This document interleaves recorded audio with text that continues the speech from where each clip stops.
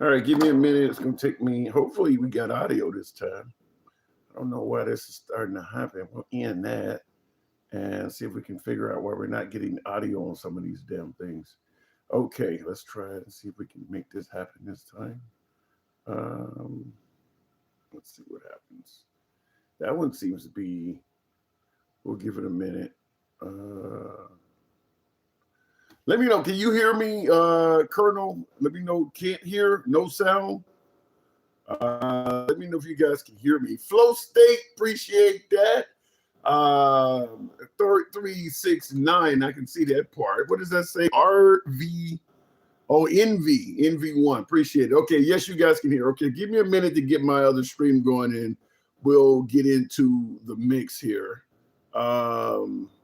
And thank you guys for letting me know you can hear me and appreciate that.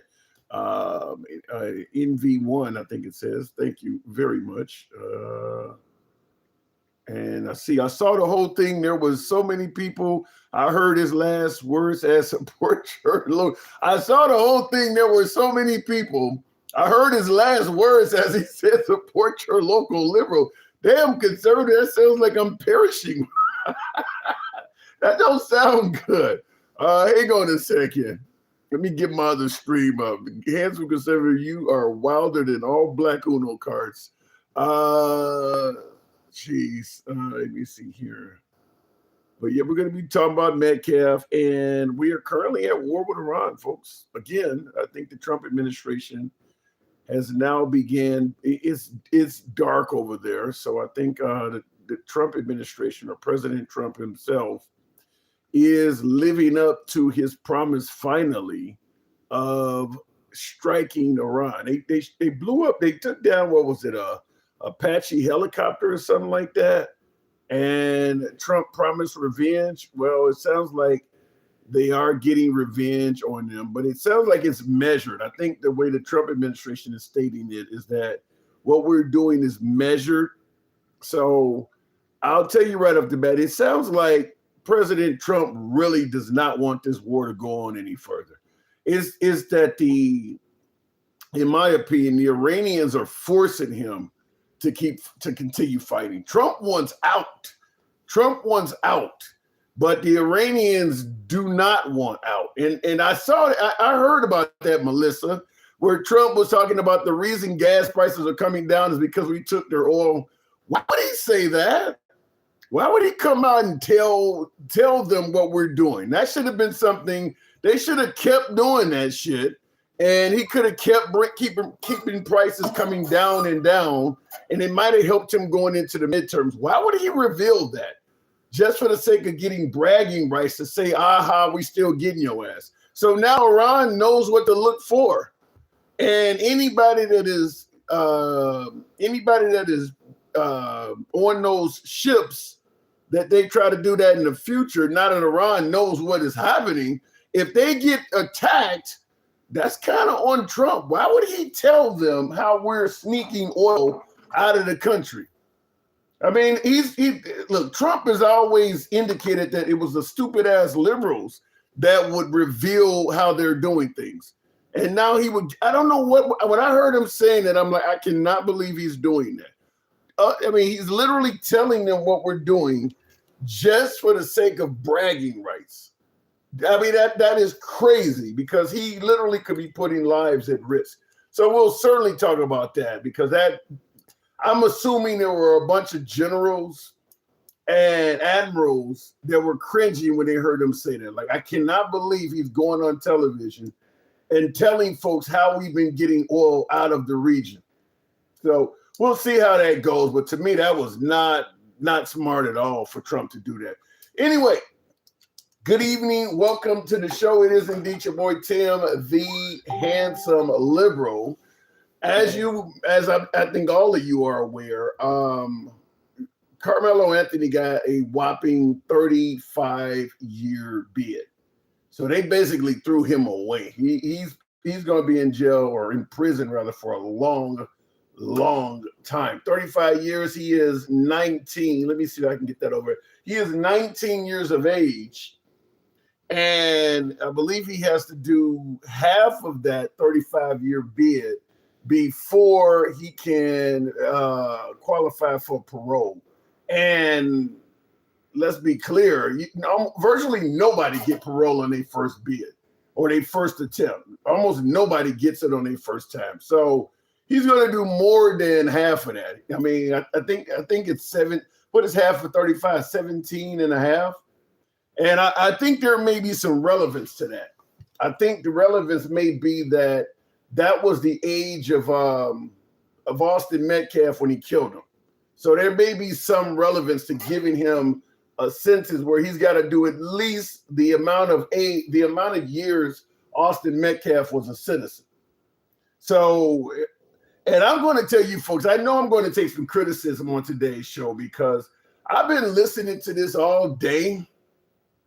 I am not convinced whatsoever that Karmelo Anthony was an innocent guy and got railroaded solely because he was black. The more I hear this, I don't see it. And I'm going to be hoping I can get a few guests on here that can hang on a second. I don't just threw my damn camera off. But the more I see it, to me, the worse it looks. I just don't see the self-defense angle. So hopefully I can get some of you folks on here and you can help correct that because I'm not seeing it. To me, it appears as if I want to still stand by the manslaughter claim, but it's starting to sound like he sat there. He was indicating he had a weapon in his backpack, and if you touch him, you're gonna find out. I mean, so it makes it sound like he was basically I don't want to say premeditated, damn near, but he was planning on doing something. If they touch me, I'm going straight to my lethal device. I mean, it almost sounded like he was planning on doing that. And I see in the comments, Docky says, "Where are you getting your information from? Must be MAGA." No, I'm not. I'm getting it from all over the place. But I do want to hear from you folks. Did he sit there and tell them, if you touch me, you're going to see what happened? Is that something that is coming from the right and that did not happen? Is that just propaganda? Is it propaganda that they testified that he was indicating he had something in his backpack the whole time? I mean, is it propaganda that even one of his own friends testified that it was not self-defense? Is it propaganda that the only thing that he received was a shove and he skipped all the way to using a lethal response? I do want to hear from you folks. In the comments, Scumbag Steve says, "Come on, Tim, is this rage bait?" No, this is lack of clarity on my part. I want to be clear. I want you guys to help clear this up because the more I hear this, it don't sound like this guy genuinely believed his life was in danger. It does not sound like that. It sounds like I'm hearing that he sat down and didn't talk to anybody, was asked to leave, and for the most part started indicating, if any of you touch me, you're going to see what happens. Is that propaganda? Is that something that's being made up by the right? Because it doesn't sound like this man at any point in time was and I'm going to say man because he's 19, young man. It doesn't sound like this young man at any point in time was behaving as if he thought his life was in danger. It just doesn't sound like it.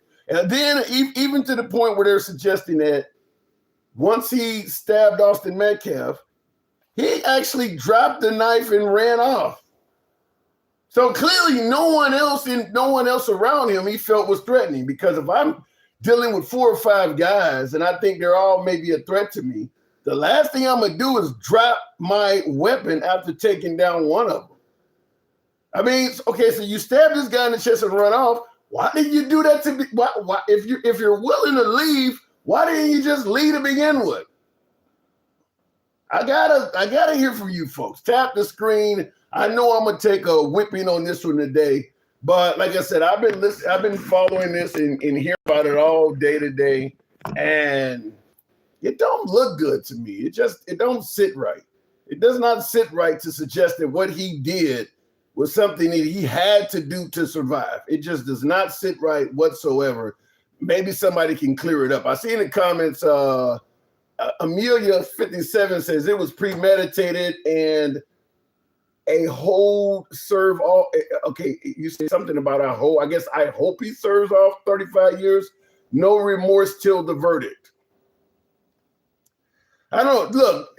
I got a couple clips I want to play, and I do want to, like I said, I do want to hear from you folks because I don't see the self-defense. Somebody got to help me out, but I'll just let you hear it because I do believe there obviously is a racial angle to it. And I believe 35 years is a tad much. I don't know if I agree with you, Amelia, on the 35 years. There's a lot of people that have taken somebody's life and it was murder one and they didn't get 35 years. So I do believe that 35 years might be excessive. But the idea that Karmelo was innocent and he should be home today and it should have been viewed as a self-defense case, I don't see that. And like I said, I've been looking at more and more of it today, and I'm just not seeing anything to indicate that I don't even see where he behaved like he thought his life was in danger. I'm just not seeing that. So that's where I want to hear from you folks on. But before we get into it, I want you to hear it from the side of and crime victim, a person of color. Advocate April Aguirre. Glad to have you both here. So, Jasmine, your thoughts about the verdict today? I think they're making an example of him. We just witnessed a public lynching of a teenager. How can you tell someone? And real quick, she says, I think they made an example of him, a public lynching of a teenager. Here's the crazy thing. How could he, with a 35-year sentence, possibly getting out in his 40s or early 50s at worst, how could he have been lynched when his victim is dead? How is he the one that's being viewed as being lynched? And Austin Metcalf has no chance of ever coming back. That doesn't make sense to me. Like I said, I know I'm going to take a beating on this one, but I do want you guys to help clear this up because what she just said, and I want you to hear the whole clip of her, but that sounds ridiculous to suggest that the living individual was lynched. And there's actually a dead person as the other half of this story. Entrepreneur Jasmine Terry and crime victim advocate April Aguirre. Glad to have you both here. So, Jasmine, your thoughts about the verdict today? I think they're making an example of him. We just witnessed a public lynching of a teenager.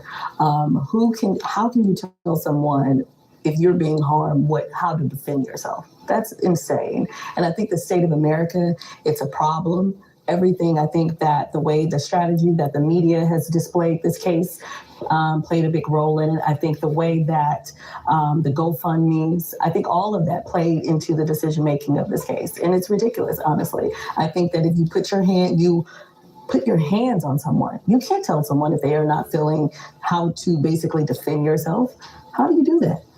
And then to give him 35 years and make it a prime example. And I think everything that's going on right now in America explains exactly that.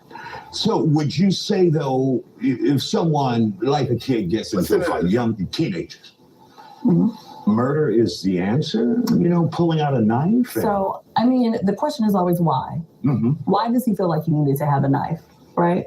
And so you look at, I'm not an attorney, but you look at the history of the victim, right? What has happened? What is the story? What is behind this? What has gone on in order to justify why, not just to justify, but why did he have to have a knife? So all of that needs to play a role into it. I don't think that it's a problem when you harm someone. Okay, so I want to tackle a few things she said.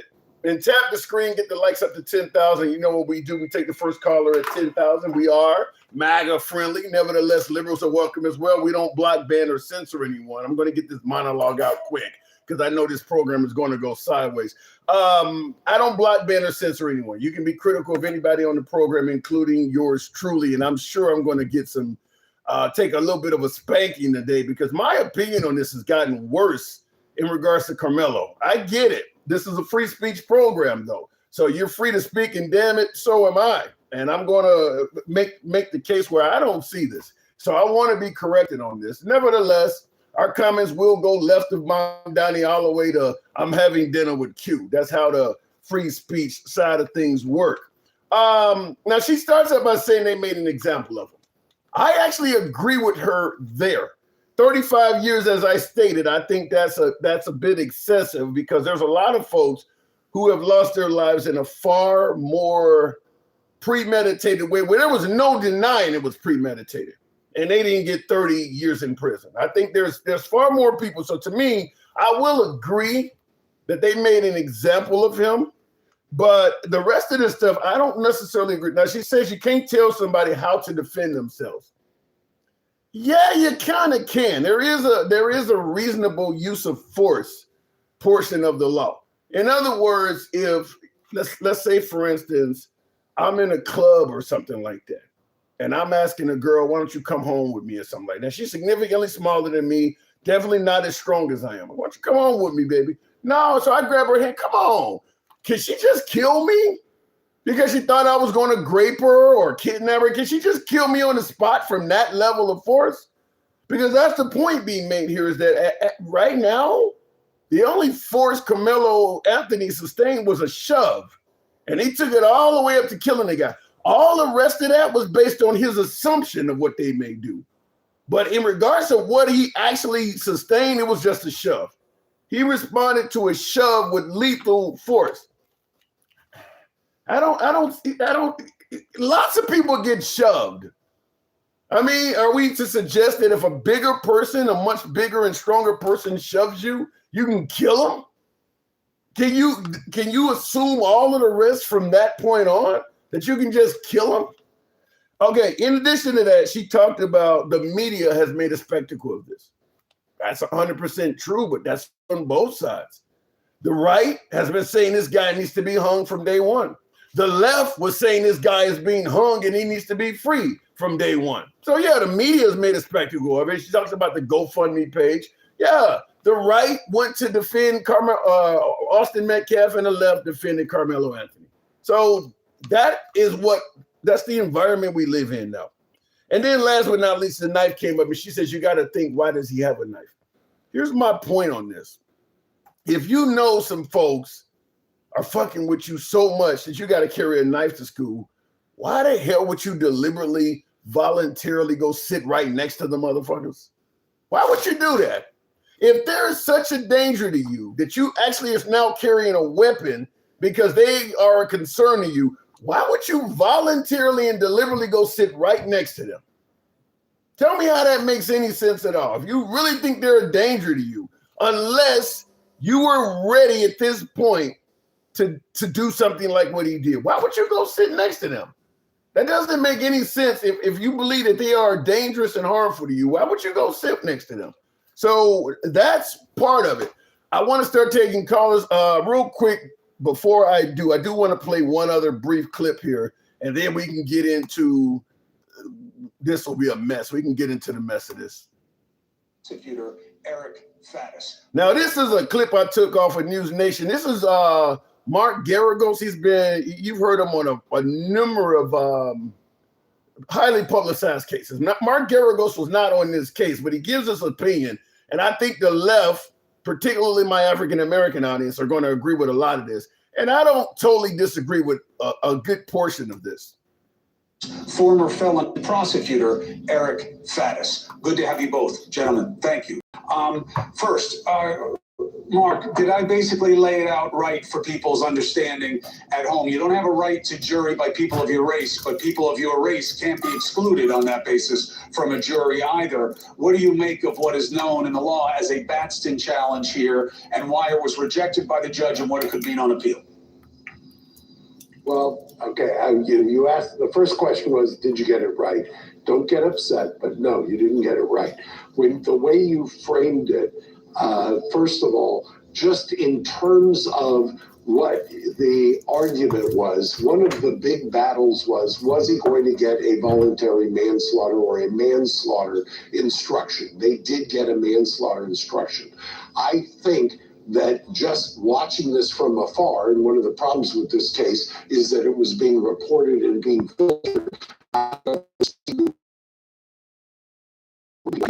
is that people didn't understand a complete self-defense. It wasn't. The middle ground is if it was an unreasonable use of force, but to some degree in reaction to a use of force, that would have put you into manslaughter territory. Because two challenges, the peremptory challenges that were used in prosecution, this case was over in jury selection, as most cases are. When you don't have any black jurors, and mind you, you had people of color but no black jurors in this jury, that was over. This kid was not going to get a fair trial. One of the things, I've been doing this for 43 years. Jury selection determines everything in a criminal case, number one. Number two, the reason the jury selection informs every case in every community, in every courtroom, is because you are the product of your upbringing, by the way you view things. And you're never going to convince, I don't care what kind of an orator you are, how persuasive you are, you're not going to be able to impart your lived experience onto 12 people and somehow get them to understand a 17-year-old black kid who's sitting there with two people who are hulking over him and who shoved first and what degree of force he's supposed to use.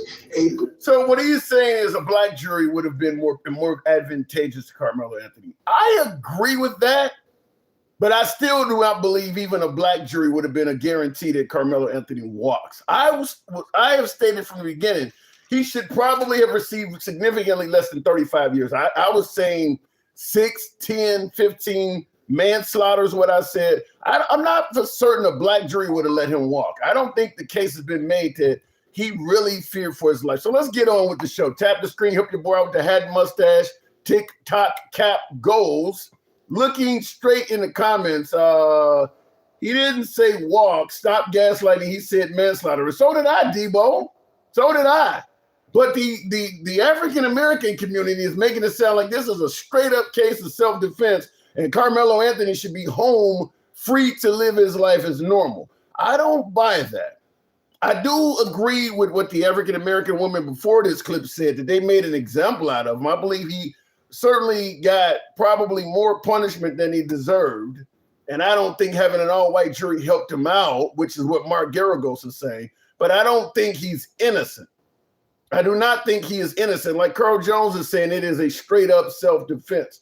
I don't think the case was made. Handsome Conservative says, I know I told you yesterday on at Clapper that they shot down an Apache helicopter and Trump said we were going to retaliate. And we are doing that. Trump doesn't want to war. But Trump does not want that. 35 years of institutional. Oh my God. I don't see this. I don't see it, but let me get to the box, tap the screen. We'll go straight to City Indy. Is that what that says?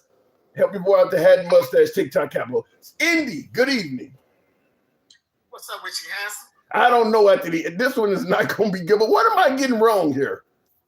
You sound like you're getting everything wrong, man. Sound like you're getting Okay, let's take it from the top. Okay, help me out.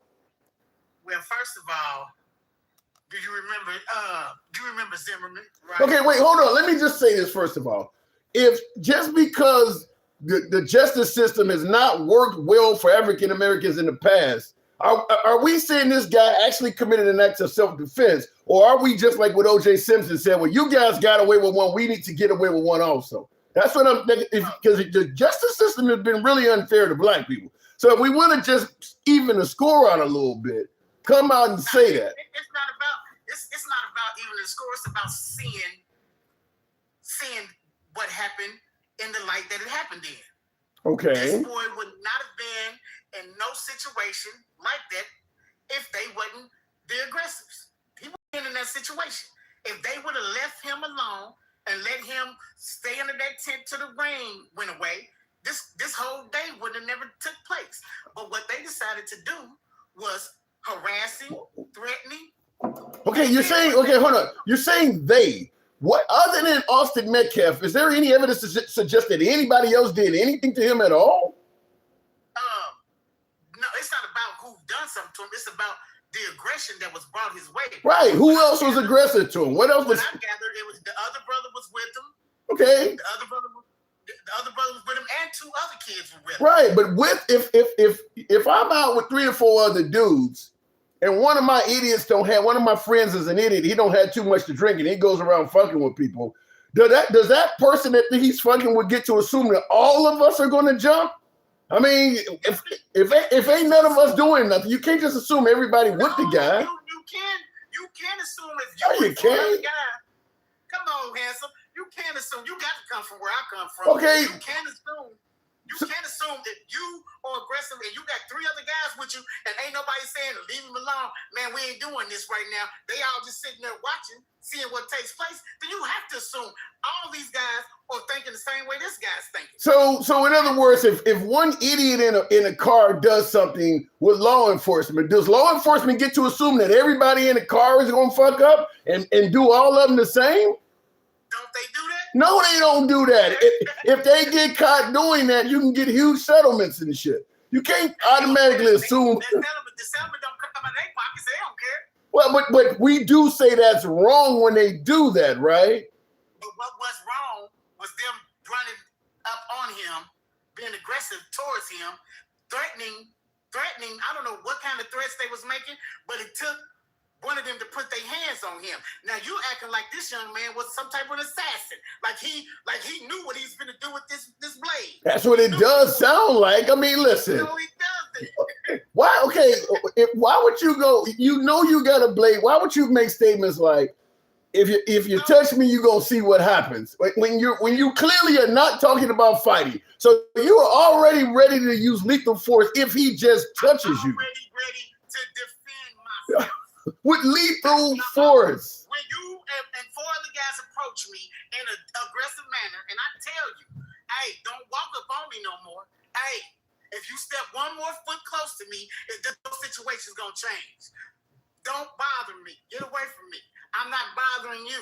They knew at that point, either he's bluffing or we gonna try him anyway. But here's the problem is, to make what you're saying make more sense, we gotta say they and throw in a lot of people who did nothing to Karmelo Anthony in the mix, because otherwise it's one-on-one. There is no evidence that any of these other folks, other than them just being next to him and a friend of his and with him, what did they do to Karmelo Anthony? From what I gathered, I don't know exactly what they done, but that's not the light you should be looking at it in. Yeah, it is. If I'm standing next to if I'm standing next to my boy and he do something stupid to you and you're yelling they, and I ain't done nothing at all, I mean, you don't kill him. Was I gonna be next? Because you don't automatically assume I'm part of this. No one assumes that if 4 guys approach you, only one of the guys are aggressive. When 4 guys approach you, you automatically assume all these guys are together. Regardless of who the guy is. You can't commit an act of lethal force to somebody who hasn't even touched you. You can't. He did touch him. In what way? He yanked him up and pushed him. No, he did touch him. Yeah, the one guy he killed, but you keep saying they. Nobody else did anything to this dude. Well, you don't understand. It's about you even being there when this dude is being aggressive towards you. I don't know. I'm not. I hear the. I'm from the one spot, man, where you can't bring 4 dudes. You cannot bring 4 dudes to a situation, and I feel like it's only one that's gonna bother me. Only one that's gonna do something to me. Yeah, but you cannot take somebody's life based on what you thought was gonna happen. He could have. Excuse my French. He could have hit him in his arm, and that could have been the same result. He is not no assassin. But no, I'm not. He said assassin. I'm not saying he's an assassin, but to some degree it does sound like he went over there already within in his head. If this shit goes south, I'm about to shank a motherfucker. That's what it sounds like. Is that when he went over there, he already had in his mind, if they do anything, somebody getting shanked. But Hanson, was that his intention, or was his intention to get out the ring and sit over here with his buddy? Why would you go sit around people that are so hostile? You already carrying a knife? They wasn't there. They walked up once they seen him under their tent. So his whole deal of if you touch me if you touch me, something's gonna happen. The something that's gonna happen is he's about to kill somebody. No, that means leave me alone. Right, I get the leave me alone part, but he didn't say if you pull out a weapon or if you touch me. So what you're saying if I'm much bigger than you and I merely touch you, you can kill me. I'm saying if you and me are the same size and you are being aggressive towards me and I tell you, hey, back up off of me, man, I ain't with that. Hey, leave me alone. If you put your hands on me, this situation's about to change. What's your definition of aggressive? What you mean? What are they doing that's so aggressive that you got to go lethal? Because they told him to get from underneath that tent. And you gonna kill somebody for that? He told him he ain't going nowhere. So they told you to get from under the tent, and your response is to go all the way to lethal force. No, that couldn't have been the only thing that sparked it out. That's all I'm hearing. I haven't heard anything more. Hang on a second. Hold on. I'll let you finish. Hold on. Forever C10 says the parking lot. I want to read a super chat that came in. The parking lot cop here in Florida, man going off on a lady parked in a handicap spot. Boyfriend come out of the store, shoved him to the ground. Man shot him, and he almost got away with it. But protests changed it. That is true. He's talking about a case in Florida where African-American couple parked at a gas station. And apparently the husband went inside the gas station. So the woman is sitting in the car by herself. Apparently they were parked in a handicapped spot or in a parking spot that some old white dude did not like. So he's there yelling at the woman in the car.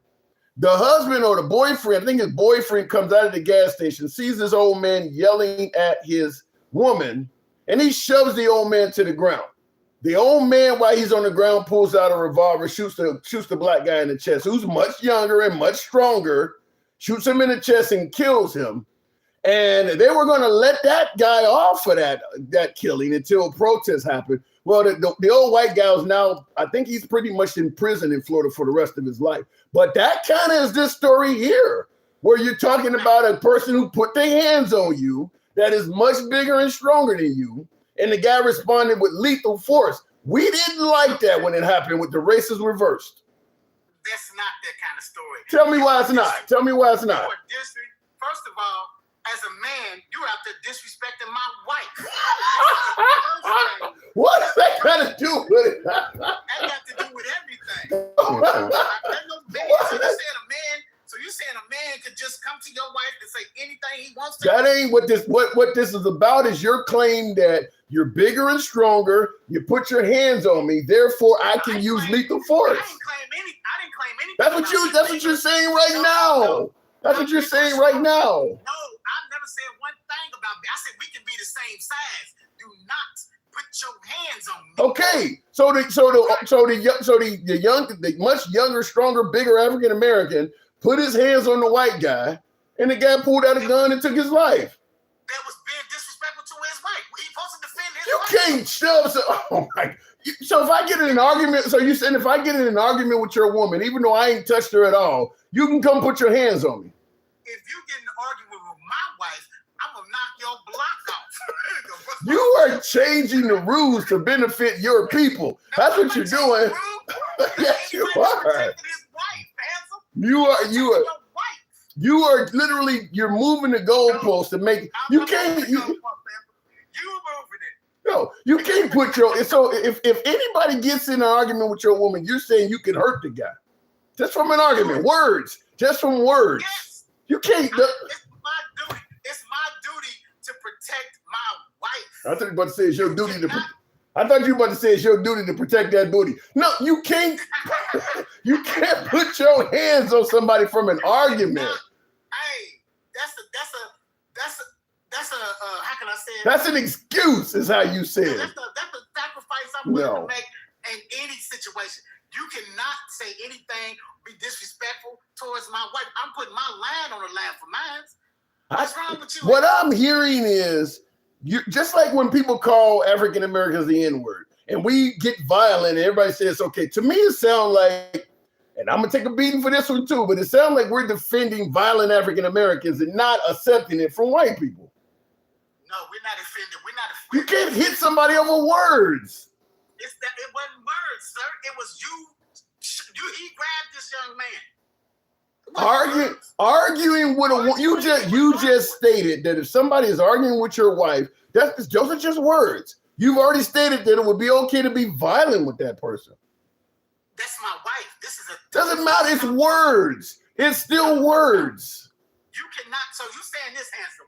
If you came out that grocery store, not necessarily your wife, and it's a man over there disrespecting, yelling, arguing with your mama, you just gonna let it ride? No, I'm not saying I may not do something, but I'm not gonna hold on. I'm not saying I may not do something like you, but I'm not gonna pretend like it's legal. It's a crime. It's a crime. What you gonna do? Depends on what's being said. It's a crime, though. I can tell you everything the white man gonna say to your mama. You don't hear it? No, I don't want it. But she's deceased and cremated. I don't want. But the point I'm making is, it's one thing to do something to defend the honor of your woman or your mom or whatever. It's another thing to try to say what you did was legal. Just like hitting somebody because they use the N-word.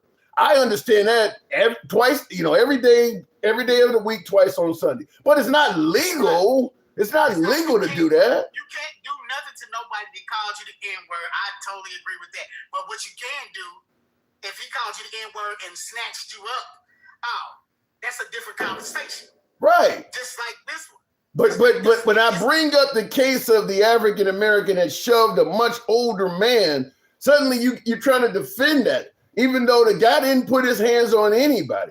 The African American male comes out the store, shoves this guy to the ground, and then the man uses lethal force just like Karmelo Anthony. It's just because it's a white guy now doing it. None of the African Americans like it. I never knew about it being. I could care less about it being a white guy. You were disrespecting my wife. You can't.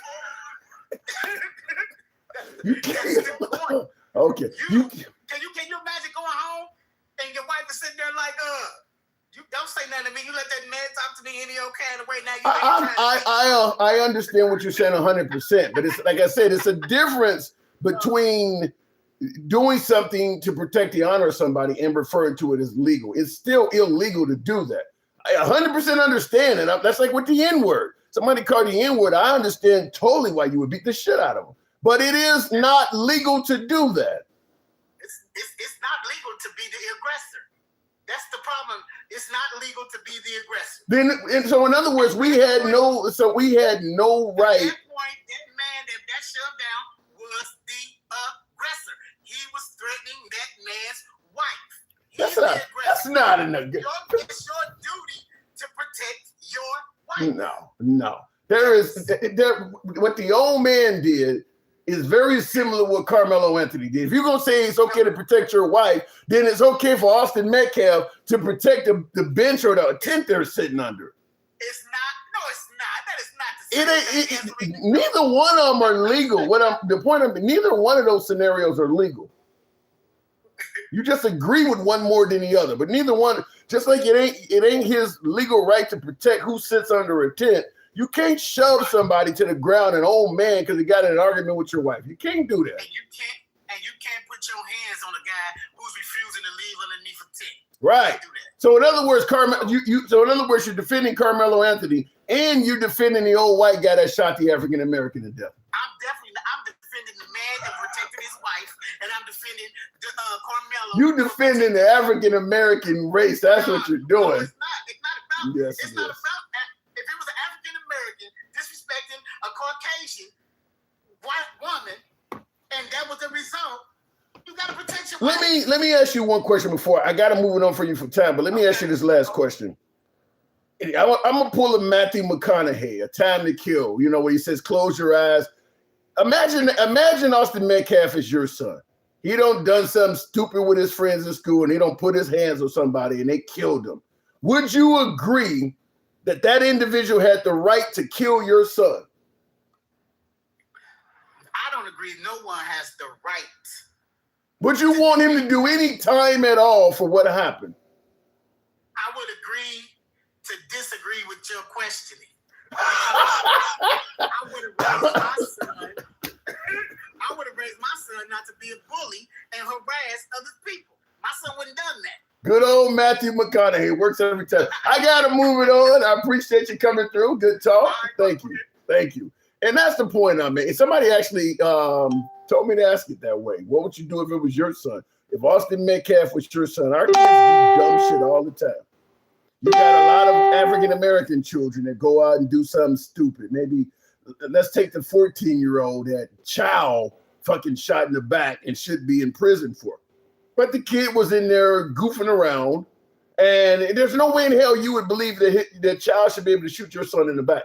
My guess is I don't think a lot of African Americans, if Austin Metcalf was their son, would be like Karmelo Anthony had to defend himself. I think it would change once it became their child. Tap the screen, get the likes on up to 20,000, if you will. Karmelo isn't innocent in this mess, says Bama Landscaper. I don't think he is either. Based on what I've heard, I think we're trying to throw in a lot more aggressors, a lot more parties to make Karmelo Anthony's case of self-defense stronger. But there's no evidence that anybody else was doing anything. There's no evidence that anybody else was really posing a significant threat to the guy because he stabbed the dude and took off running. So clearly you could get away. You just stayed long enough to shank somebody. You absolutely had a way out. He shanked him, dropped the knife, and ran off. All you had to do was just leave before the shanky. All of this is over a shove. All this is over a shove. Tim, there's a lot of injustice against Black people in America, but the media focusing on this is hurting the cause. This is a bad hill to die on. Facts. I agree with that 100%. I do believe there's plenty of African Americans that get mistreated by the justice system. The child 14-year-old case is a perfect example of that. That should be the hill you're dying on, not this one. Not this one. I think that Karmelo Anthony made a lot of bad decisions putting him where he's at. He wasn't, I just don't see anyone, if he took the life of a loved one or somebody you cared about, I don't see anyone saying, yeah, I guess my cousin or my dad or my son deserved that one. There are plenty of people who do say that when their kid is out there really pulling capers. What Austin Metcalf did was not pulling a caper to that level. Help your boy out with the hat and mustache, tick-tock cap goals. I understand this is not that kind of show, but this is about free speech. This is how free speech works sometimes. You're going to hear shit you don't agree with. That's where you come in. I bring you up. You set me straight. You set the audience straight. Or you may take an L as well. That's how it happens. Tap the screen. Get the likes on up. In the comments, the white boy wasn't running track. They played football. I don't know the whole story. Why was the in the tent no supervision? There's a whole argument to be made about that. I think the coach or something tried to, put him as some kind of team leader or whatever. And he took it as, I'm all of a sudden going to be mall security and defend who sits under the tent. I'm not defending Austin Metcalf for putting his hands on Karmelo Anthony whatsoever. He was wrong to do that. But his level of being wrong does not justify being killed. I'm not hearing anything he did that justifies stabbing the dude in the chest. I'm just not hearing that. If you put your hands on others, you can't get mad on how they react. No, well, there is a reasonable use of force clause in regards to the law. So look, if a woman smacks me, do I get to kill her? No, you have to have a reasonable use of force. You can't respond. They always say don't bring a gun to a fist fight or something like that. You can't. He brought a knife to a fist fight and made this huge assumption that Austin Metcalf was much stronger and bigger, was going to beat his ass, and that several other individuals, the bystanders, were going to jump in and also jump on him. He made a lot of that was assumptions.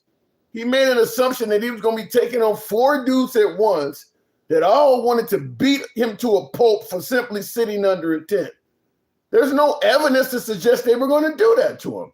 That's just an assumption he made, as they were all going to go American History X on him.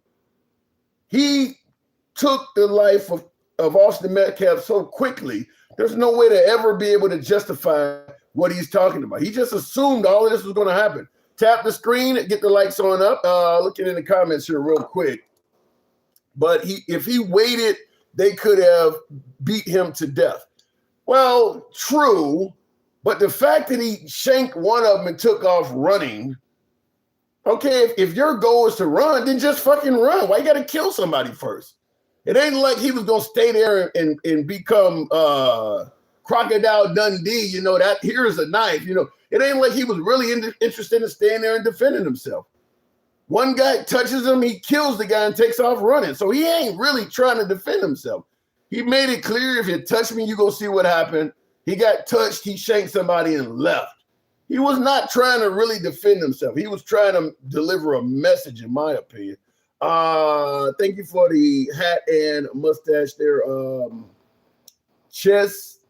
What does that say? Chess knockers, whatever the last part of that is. Appreciate that. Thank you for your support. I don't expect a lot of it for a show like this today. Oh, well, hope it was worth it. He'll be eating, sleeping, bathing, and waking up in a cage for the rest of his life. I don't think he'll be in jail for the rest of his life, platinum player. I don't think he will. He's so young.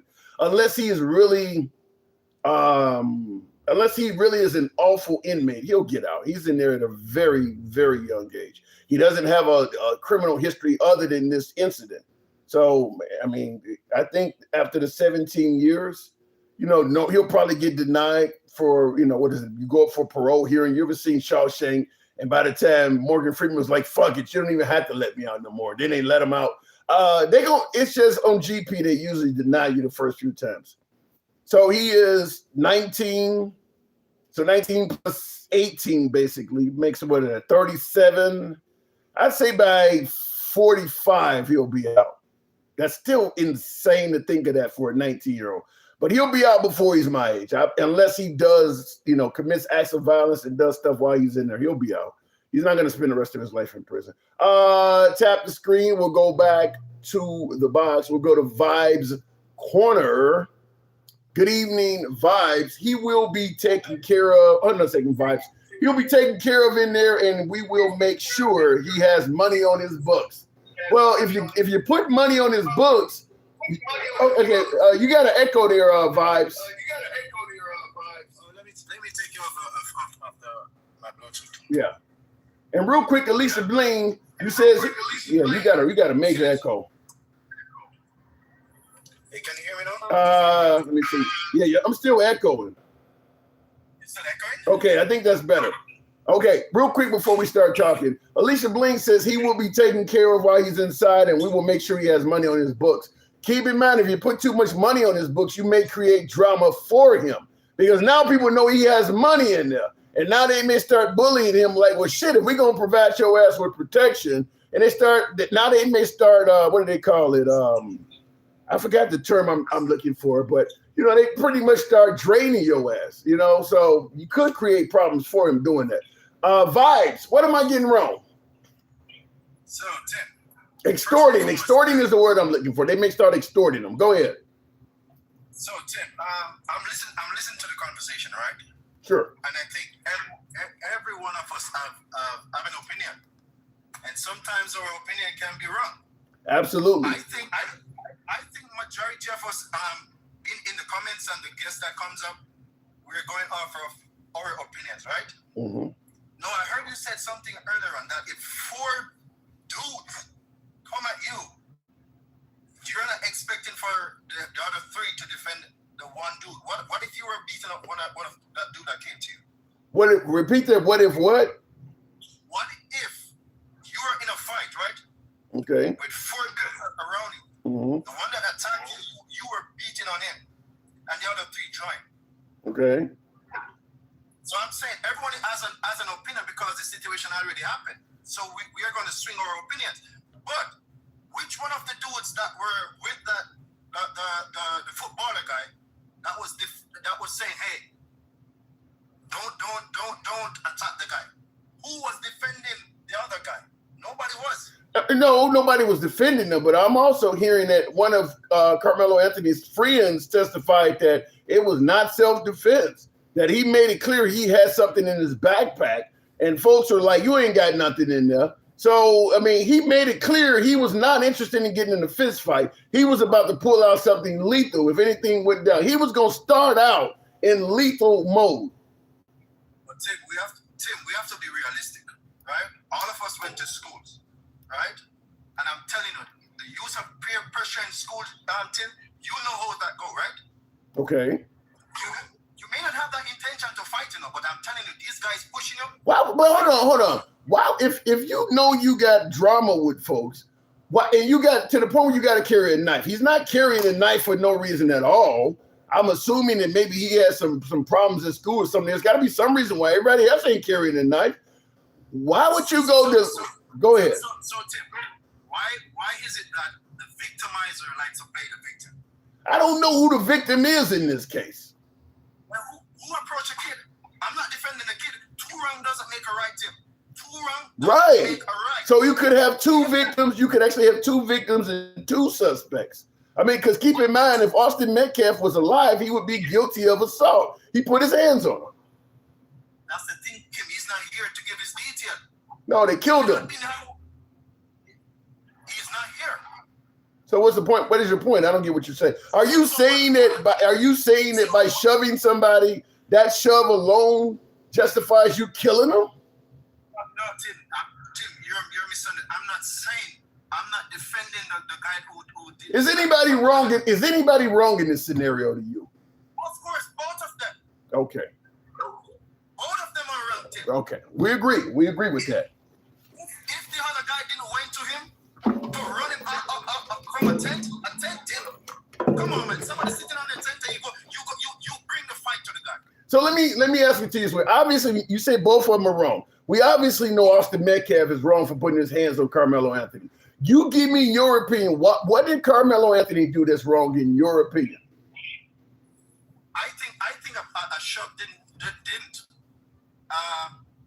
He could have avoided stabbing the guy. I think that's my opinion. Okay. He could have went a different way, Tim. But I'm saying, Tim, you cannot defend a kid going up to another kid and try to bully that kid. You cannot. I'm not. I'm not saying you. I'm saying people, especially in a society when people want. I don't think people are defending what Austin Metcalf did. I think the argument. No, I don't think the people. Hold on. Wait a minute. Hold on. I don't think people are saying that Austin Metcalf had the right to manhandle Karmelo Anthony. What they are saying is exactly what I'm saying. Is because of what he did doesn't give you the right to kill him. I've been watching your live for 2 days now, and Okay. I've never seen what any person said. Hey, you know what? The guy is wrong to try and bully the guy. None of you guys said that. All you guys was saying the guy who did the stabbing deserve what he got. Everybody's saying that. I am simply saying from listen, Tim. I went to school and I know these things. I know people bullying. I know the whole game of bullying. I know that. But I'm saying, in a society of today, Tim, not everybody can be the guy, you know what, I'm going to walk away. Not everyone can does that. Okay, I agree with you there. Not everyone. And then, the guy who had the 4 guys with him, I'm telling you, team, they went there for their intention. They went for fight. They did went for fighting. And Tim, I'm telling you, you said if 4 of your friends are walking, right? But hold on. Before you finish that statement, I have not seen that these other people were a threat to Karmelo Anthony. That's what the whole argument is. He had to defend himself because hold on. Let me finish the statement. Then I'll give you time. Hold on. Let me finish it. I have not seen evidence that there was legitimate reason to believe that he was about to get ganged or what do you call it, jumped by all of these other people. All right, Tim. I'm gonna give you a scenario. You watch kung fu movies, karate? Yes, I have. Yes, Bruce Lee and all of them. All right. You watch Bruce Lee. How many guys always go to Bruce Lee? All of them. All right. That's as simple as I can put it to you. 4 dudes come to me, Tim. I'm looking. 4 of them gonna beat my shit. Okay. That's what I'm looking. It doesn't give me a right to stab. That's what I'm saying. I'm not defending the guy stabbing the guy, but I'm saying, Tim, no one was being the bigger person. I agree with that. I agree with that part. We gotta meet. Let's leave the guy alone. Nobody said that. They weren't defending the guy that was being the victimizer, Tim. No, I mean, listen, there's a lot of things that I've seen and witnessed where somebody was messing with somebody else. Maybe I'm in a gas station and, you know, I'm waiting in line and two dudes get in an argument. One dude is fucking with the other one. I don't get involved either. I mean, there's a lot of people who witness violence and they don't get involved. Like, y'all go ahead and handle that. I ain't got nothing to do with it. And sometimes it may be somebody you know or even a friend. Sometimes you just look, you handle that. I ain't got nothing to do with that. Well, Tim, like I said, Tim, and I don't want people in the comments to get anything wrong. I'm not defending wrong. Wrong is wrong, Tim. Mm-hmm. I'm just simply saying, in every situation, Tim, there's a reaction. In every situation, the guy knows that you have the knife, Tim. You feel, and this is the thing with weapon, Tim. When you have a weapon, you feel macho, right? There you go. Like now we're getting somewhere. Now we agreeing. No, I'm telling you, weapons, Tim. I was in the military, Tim. I can tell you. You're on patrol. You go some places, Tim. You, especially you on your section or whoever your platoon moving, Tim, is different than when one of you are moving, Tim. I agree with you. I agree with you 100%. So what you're basically saying is he did things because he knew he had a weapon that he would not have done if he was not armed. I mean, yes, that was a part of it. He had the weapon, and he know he has the weapon. Yeah. He know he could defend himself, but I'm saying, Tim, I'm not defending the guy. It could have went a different way, Tim. If the victimizer, I just leave that guy alone, Tim. I'm telling you. I agree with that. Today, Tim, would have been here today, Tim. If one of the friends, that's why I'm saying, Tim. I talk to my kids. Any friends you have, Tim, that keep pushing you for the negative, that's not friends, bro. True. You in a crew, you have to be a leader, Tim. Let me ask you this: if you're on the jury, do you think he should walk, or do you think he should do some time? Maybe not 35 years. What do you think should happen to him? Tim, as I said, based on looking on the case, Tim, I would not give him life. What would you give him? He's guilty. He's guilty. So what? Okay, he's guilty of probably manslaughter, in your opinion. I agree with that. How many years you think he should get? Honestly, Tim, that's for the judge. That's for this conversation. That's what we do here. Just give me your speculation. No wrong answer. What would you think is? Probably 25. 25 years. Oh, yeah, probably 25. Probably 25. How the hell we argue when you come back with 25 years? Wow. I don't either. Listen to me.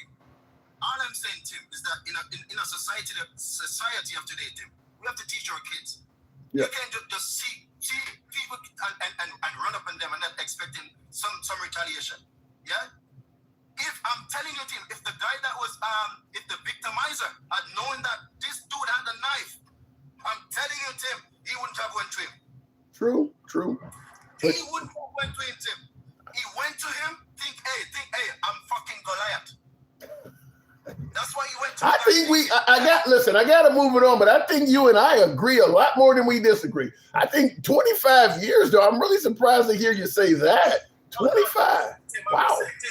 I'm just saying, not life. Well, shit, that is life in a lot of states. 25 years is life. Tim, I don't know, but I'm just saying. Okay. I'm just saying, Tim. The dude has all right to defend himself, Tim. However, he could have went a different way. That's all I'm saying. You and I agree. I appreciate you coming through Vibes. Thank you very much. And listen, I'm not going to disagree with him that Karmelo has a right to defend himself. The point is, though, reasonable use of force is where I'm pushing back. I mean, anybody to put their hands on you can just kill them. There has to be a reasonable use of force. I understand that if I slap somebody, I can't dictate that they only slap me back. Slap somebody, maybe they'll punch me, maybe they'll kick me. Maybe it's a female and she's, knees me in the nuts or whatever. But to pull out a gun and put one in my head, I mean, there has to be a reasonable use of force the way I'm talking about. Tap the screen. No love at all today, huh? Hat mustache, TikTok cap goes, no love at all. A tough crowd here. Looking in the comments, K.A. was a camper. Karmelo Anthony was a camper. Look up the facts, not go on emotion, says me. What do you say? He was a camper. Listen, I did hear something like that Karmelo Anthony went over there and quietly sat down, didn't say anything to anybody.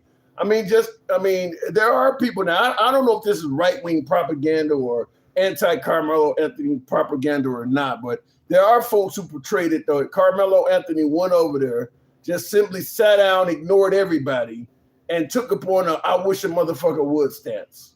There is people that have said that. He sat there knowing that he was not welcome there and was just like, fuck all these people. I'm going to sit here anyway. And if any of them do anything, it's going to be hell to pay. There are folks who made that statement. Now, in the comments, High Velocity says he was invited to the tent, and so does Arnita. I've heard that too. That's where some of the issue is that both sides have said different things in regards to this stuff. I've heard that he was invited by one person, and I've also heard that he went over there, didn't say anything to anybody. And of course, if you put your hands on me, you're going to see what happens, while indicating he had a weapon in his backpack. And apparently the folks that were telling him to get lost or whatever the case may be did not believe he had a weapon in his backpack. And it sounds like Austin Metcalf decided to challenge it by pushing him. And that was all it took for Karmelo Anthony to kill him. Tim, legally, you can use the same force or enough to subdue, but you can't use excessive force, says Advent. That's my thought. That's my thought process. You can't just get shoved because other than the shove, all the rest of the claims for why Karmelo Anthony had to do what he did are just based on assumptions. The only thing he can really prove is that this guy shoved me. All that other stuff where they were going to jump me and it was multiple people, all of that's just you assuming that. There's no proof of any of that stuff. So I don't know if you can just, like I said, if it's four dudes walking down the street and one of them four dudes start messing with you, can you take the life of the guy that's messing with you and maybe all four or whatever, they were all going to jump me and nobody's touched you or anything? I don't know if you can just assume that like that. Now, if you guys got prior beef, maybe it's rival gang members, rival drug dealers that you guys have been shooting at each other in the hood, that's different. But I don't know what type of prior interaction Karmelo Anthony had with all these other guys to just be able to make the assumption that they were all about to do some great bodily harm to him. I don't know if he can do that. Everything was recorded. Just wait, it will come out, says High Velocity. That would be a really good thing to happen. I think it also would have been great if Karmelo Anthony would have testified in his trial. That would have helped as well. Looking in the comments, let me see before we move on. Tap the screen. The cops do all of that. And that's what I keep saying. Pointing to other deeds of misjustice in the past is irrelevant in this case. No matter, this is what I used to say with President Trump. People say, well, there was no victims in Trump's case, or, the judge is liberal. All of these excuses that MAGA were making for Trump, and my response has always been the same. Every crime that anyone couldn't commit, there's somebody else in the past that done it and got away with it. That has nothing to do with you and your case. That's what they were doing with Trump. Well, such and such did the same thing and he didn't get punished. That has nothing to do with your case. So when it comes to Karmelo Anthony, Austin Metcalf, bringing up George Zimmerman or Chow or any of these other, that has nothing to do with this case. Nothing to do with it at all. Bringing up other judges that didn't do their job or racist juries, that has nothing to do with this case. Simple as that. The judge was MAGA, says MR. Probably so. Probably so. But that just sounds like Trump claiming every judge that rules against him is a liberal. You don't get to dictate the politics of the judge. A lot of the stuff you guys are saying in this case Sound like the same whining complaints that Trump make all the time. Well, there was no victims, or you overpunished me, or this is the same shit. Tap the screen, get the lights on up to 50,000. No, that's not how it works. That's how they litigate cases. No, they don't. Not like that. You're going to tell me if you're in, where was Austin? If you're in Texas, you're going to tell me that you're going to bring up a case in Florida to try to sway the judge in Texas? That ain't. I get what you're talking about, how stuff has been litigated, but that ain't going to work like that. That you ain't going to be able to bring up George Zimmerman or Chow to somehow get Karmelo Anthony off, because the cases have a lot of differences to them. I mean, the kid that Chow killed versus Karmelo Anthony, who's in the process of being a killer himself, I don't see the reference. I'm sorry if I'm in charge for unaliving someone, I'm going on the stand. Like, you don't get to dictate how someone fights back, right, Tim? No, you don't, but the courts do. And the courts do. And by the way, like I said, if somebody slaps you and you punch them back, no, they don't get to, well, I only slapped you can't punch me, that's one thing. But you don't get to pull out a 357 and blow them bloody brains out. Well, you slapped me, so I got the right to. There is a proportion of force. You can only go so far with the shit.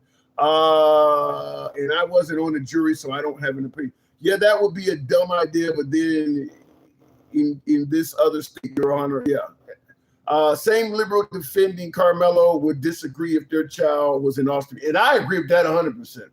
I don't think any of the folks defending Karmelo Anthony would be favorable to what happened if their child was Austin Metcalf. I think all of us, if your child was Austin Metcalf and he done something as irresponsible as told somebody they can't sit somewhere, used his size and prowess to push the guy, you still would not agree that your child deserved to lose his life behind that. I don't think any of the Karmelo Anthony defenders would be like, yeah, my kid was in the wrong. I think all of us would want time for the person that took our child's life if we were in a position of Austin Metcalf's parents. He will be messed up for life. I've never met someone who did more than 20 straight years not to be screwed up after prison. Probably so. I would say that that's far more likely than not. I absolutely would say that. That's far more likely than not. Even 10 years can do that. What happens when you warn someone you have a firearm and they still attack you? You still can go overboard. I mean, like I said, if a kid is in your store still in the bag of potato chips, and you tell him and you pull up a Glock and show him we don't do that here, and he ignore you, you can't just pop him. Think about how many people ignore the damn cops when the cops got him at gunpoint. We don't say, well, it's okay for the cop to shoot the guy. Freeze, don't move, and the guy takes off running. We don't support the cop shooting the dude. You know, just because you warn somebody don't mean you can use deadly force on them. If the force ain't justified, you can't use it despite the warning. Big things. Thank you for the hat and mustache. Appreciate the support. Going back to the box, we'll make it happen with High Velocity. Good evening, High Velocity. He put his hands on him. Yeah, he pushed him. So he's dead now. And we're trying to say that's justified. High Velocity. With a name like that, I'm assuming you're going to shoot the hell out of me. Man. Yeah. You know I'm coming in on some shit. Talk to me. What am I getting wrong? Now, I'm going to tell you what you're getting wrong. Sure. Now, first of all, I'm going to break this shit down to you because I used to be a known criminal and I retired as a criminal. I didn't know they had a retirement plan for criminals. When we talking about intent, okay. Everybody in the chat, all these motherfucking racist folks making it seem like that this kid woke up out his sleep with them white boys on his mind. Okay, I'm gonna pull this shit, I'm gonna grab this knife. Yeah, I'm gonna go out here and these motherfuckers fuck with me. This is what I'm gonna do. That's intent. Well, if he's saying if you touch me, there is an intent angle. There is an intent angle. Keep going. I'm saying if he do that, he did that. But if he don't know these motherfuckers, his the first day he done met these motherfuckers and they run up on him? Mm-hmm. Why did they run up on him? Why didn't they go get a coach? Why didn't they go get an adult? Okay. No. You feel what I'm saying? I'm not arguing that. Them motherfucker been bullies at the school. So he was invited by a friend to come up under the tent. These motherfuckers didn't know he was invited. They know he was a rival from another school. So that's where the beef come from. That's why you got to get the fuck up from under this tent. Oh, no, you ain't with this school. You ain't with this team. You got to get the hell up off the money. So that's what the bullshit. Wait. So is him carrying a knife due to the beef? That wasn't no motherfucking knife. That was a goddamn keychain. Go tell that to his heart that's no longer beating. Go tell it. Hold on. Let me respond. You're throwing a lot out. Let me get in here. Go tell you saying that wasn't a knife. Go tell that to his heart that's no longer beating. It is a knife. It went in his chest. It punctured one of his ventricles, and he's dead. Okay, how far you think your heart is from your skin when a motherfucker stab you right there? And that your heart is not that far. Okay, what's your point? It don't take them 2 or 3 inches to get to your heart, bro. Okay. That's a small ass pocket. Like everybody in their mind, they think it's a hunt knife. And I'm gonna break this down to you too, Tim. Wait, I didn't say nothing. Wait, hold on. It don't have to be just because if somebody uses a 22 versus a 357, it's still a gun. It don't just because it's not a long blade, it's still a knife. But the thing is, those 2 twins, known around the school where they went to, known for bullet jumping on motherfuckers. So that didn't come. I haven't seen evidence of that. They got a prior history of jumping on people and beating them up. Yeah, I haven't heard that. History of bullet. Okay, let me ask you this question: how many pounds did that black kid weigh? He's about 50 pounds less than Austin Metcalf. I heard that. Okay, you keep talking about one person. If you got your twin brother there, bro, you know this as a black man. Your brother is not finna sit down and let you fight by your fucking self. Then if you think you got to... Hold on. You at a school that you don't even go to. So therefore, whatever goes down, everybody in that motherfucking school, all the witnesses, go be against that black person. Because your ass don't go to school here. We got feelings for this person. We know this person. We know him. So I'm not understanding why the fuck they didn't put the twin on the fucking stand. They needed to question his ass because I guarantee you this. He put hands on that black child. Hold on. Wait a minute. Okay, all right, hold on. Let me get in here. Let me get in here. You gonna put the dude on the stand. Okay, hold on, let me respond to you. You're gonna put the dude on the stand that held his brother while his brother died and he's sobbing and talking about how he lifted. Hold on, let me respond to you. Hold on. You gotta let me get in. You're saying so much that by the time I respond, I don't forget some of it. What I'm saying is you're okay. Well, whatever the case may be, you're gonna put people on his twin. You talking about Austin Metcalf's twin brother? Yes, his brother. That's who I'm talking about. Okay, let me respond now. Ain't no brother gonna let nobody stab his brother and don't respond. Okay, you're not hearing. You're just talking without letting me respond to you. The point is, if you put his twin brother on a stand, now you're going to hear about how Austin Metcalf died in the hands of his twin brother. Lifted his shirt up, saw where he was. Lifted his shirt up, saw him bleeding and all of that. You're gonna have the whole jury and the whole damn place in tears doing that. That's why they didn't put him up there. No, I'm gonna tell you why. You should put his ass on the stand because he made a statement given to the police. Statement was weak.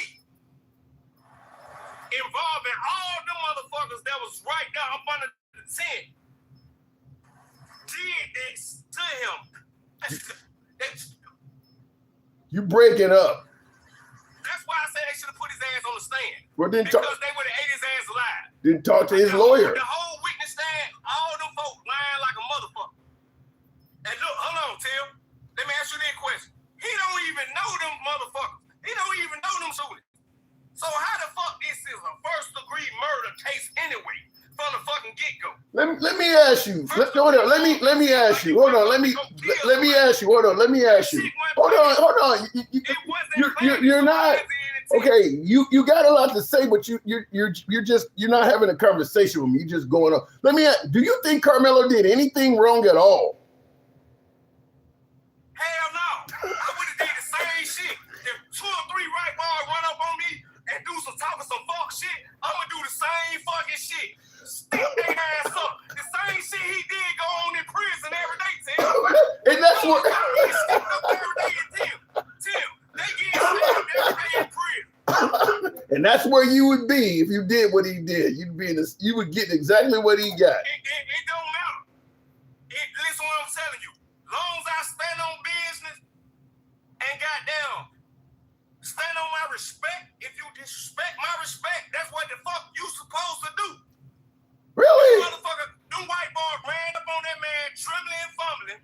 That's just like in me. If I go playing a league and I run up on some real gangsters, and I don't even know they gangsters, and I run up on them folk do my ass. That's the same scenario. Them motherfucking white boys thought they was goddamn running up on somebody and they gonna do the same shit they been doing at their school to somebody different. Okay. That man set a standard on their ass. So let me. Everybody at that school. You gotta respond to it in the comments. VMax254 says, based on what you're saying, he says, and this is why kids act the way they do these days because of people like you. How do you respond to that? Saying he should have shanked him. Respond to that. Man, I'm not raising no snitch ass kid or no pussy ass kid. I tell my kid every fucking day, if somebody bully you at school, beat they motherfucking ass. That same motherfucker made that comment, let his kids go. Wow. Tell him why he let his kids go to school and bully other motherfuckers. Well, I'll say you would. Billy Badass. Yeah. You don't make Billy Badass. So this how Billy Badass react to bullies. Fuck he talking about? You do realize you're giving your kid That's advice. real shit. Yeah, it is real shit. Real incarceration shit. You do realize what you're saying is what leads your kid to be incarcerated, right? Okay, hold up, Tim. This whole case where everybody refuses to identify is the fucking bully that was going on with the white boys. What that white boy did to his fucking daddy. What are you talking about? His own blood. What did he do? What are you talking about? Y'all don't see y'all internet gangsters. Y'all don't know the history of these motherfucking white boys. His dad ain't even in his motherfucking life. So let me ask you another question before we end up moving on. His dad ain't even came out that he died. I don't know, but let me ask you another question. Oh, you don't know? No, I don't know. I mean, there's a lot of hold on. There's a lot of shit that hold on, hang on. There's a lot of shit that happened to us and our daddies don't show up. What are you getting at? I'm gonna break this shit down for you. Please do. Anybody that's black, majority of the black kids that grow up in a home without a father end up in motherfucking jail or prison. Prove me wrong. I can't. My point exactly. So them white boys didn't have no motherfucking scrub. Raised by a mother and a mother, I know, you can't control no boys as a female. It got to have that daddy structure intact.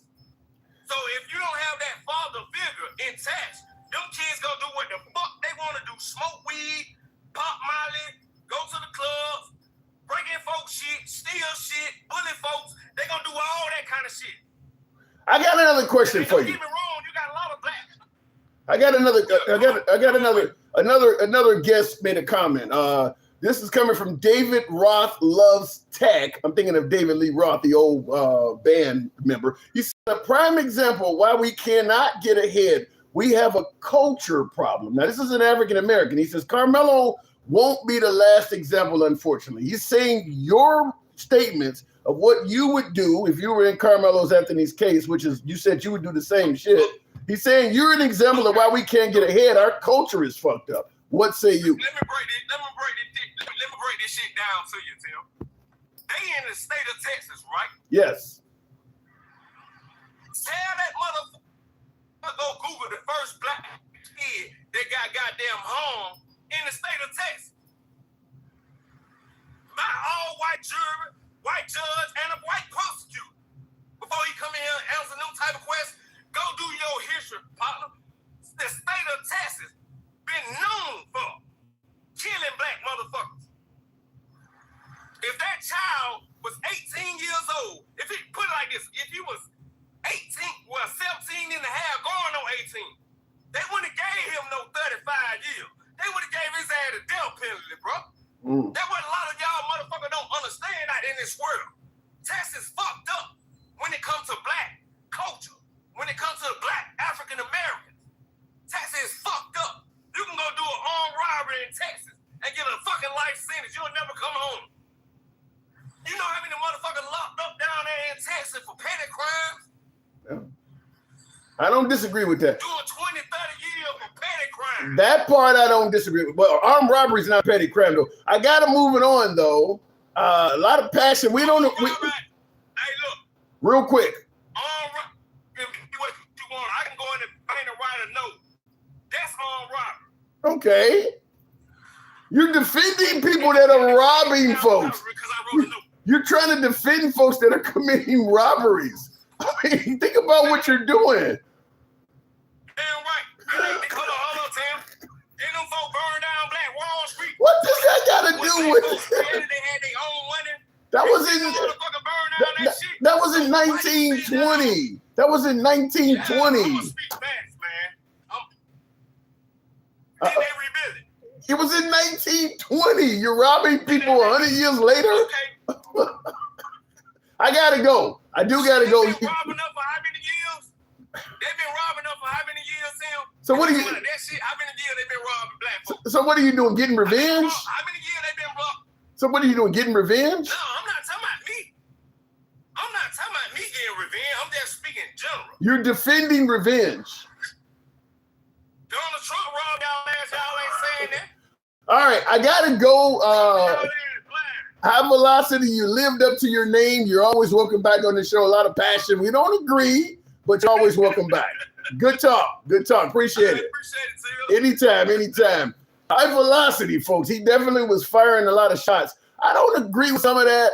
I don't agree with a lot of that. But listen, there were folks in the comments that did agree with some of it. Such is the point when he said he would tell his kids, if you were in Karmelo Anthony's case, do the same thing. I don't favor that. I think that's only going to just increase the amount of incarcerated by doing that. I think there are so many other options Karmelo Anthony could have taken than the one he took. He literally took the worst option available to him. I bet you, and maybe I'm wrong here. You guys can let me know this in the comments. You know, this is free speech. You can be critical of me, criticize me anyway. You know how I do it. It's all about free speech. But I'll tell you this. I bet you Karmelo Anthony, now that he's seen what has happened, he would have probably rather risked taking ass whooping from those four guys than what happened. Because they were not going to kill that dude. And there's no way in hell I believe that these four dudes at high school, these football players, were going to kill him. That is something that is incredibly rare at a school where a kid gets jumped and beaten to death. I highly doubt that they were going to take his life. My guess is he probably is now sitting in some cell thinking it would have been better if I had just seen what they were going to do or took off and ran, which is exactly what he did after he stabbed him. He stabbed him, dropped the knife, and ran off. Why didn't you just do that minus the stab? David Roth Loves Tech. Appreciate your support and generosity. He says, I live in Texas, dude. I live in Texas. He says, dude, don't know what he's talking about. Really? I don't agree with what my last caller was saying in most of its entirety. However, and I don't live in Texas like you do, David Roth, but Texas does have a bad reputation of racism and over-sentencing minorities. So if you live in Texas and that's not true, I'll say that's news to me, because I would have thought that part of what he was saying, I would have thought that was correct. And it's not just in relation to Texas. He was talking about people in jail for petty crimes getting these ridiculous sentences. That ain't just Texas. That ain't just conservative states. That ain't just Bible Belt states. There are plenty of liberal states where that shit happens too. California was known for its 3 strike laws. And some of that happened, as we heard during the election, during the time Kamala Harris was in power, or as a DA, and she was just doing a job. I'm not blaming Kamala Harris for what happened, but what I'm saying is there are liberal governments that have strung people up as well. So getting a ridiculously long sentence for a crime that just a whole crack epidemic. People were getting ridiculous sentences for personal use amounts of drugs. So it ain't just Texas oriented, but yeah, I'm surprised to hear somebody say Texas isn't that bad, because Texas has a reputation for being that way. So David, I'll say if you're there, maybe you're correcting me, but I've heard different. Vocabulary says Austin fuck around and find out shit. My cousin doing life in Cali for some bullshit. He says he didn't want to do the right thing. Yeah, I mean, that's what happens. Listen, we are a vengeful nation. It's not just conservative or red states or what part of the country. And we are a vengeful nation. What do you always hear people saying? We're not tough enough on crime. There should be more laws, more felonies, more people locked up, build more prisons, do less to rehabilitate folks. There are prisons where they've removed things like the education that you get when you're in jail. I don't get to go to school for free. Why should the inmate? We want them folks to suffer and suffer some more. Even when they get out, we want them to continue suffering. We want that felony to continue hurting them. We are a very vengeful country. So there's going to be a lot of people that are getting overpunished when most of the country wants revenge. That's just the way we tend to operate in this country. Tap the screen, get the likes on up to 60,000. Down south in general, yes, but you don't have to be down south for it to happen. Karmelo Anthony was a coward to throw hands in.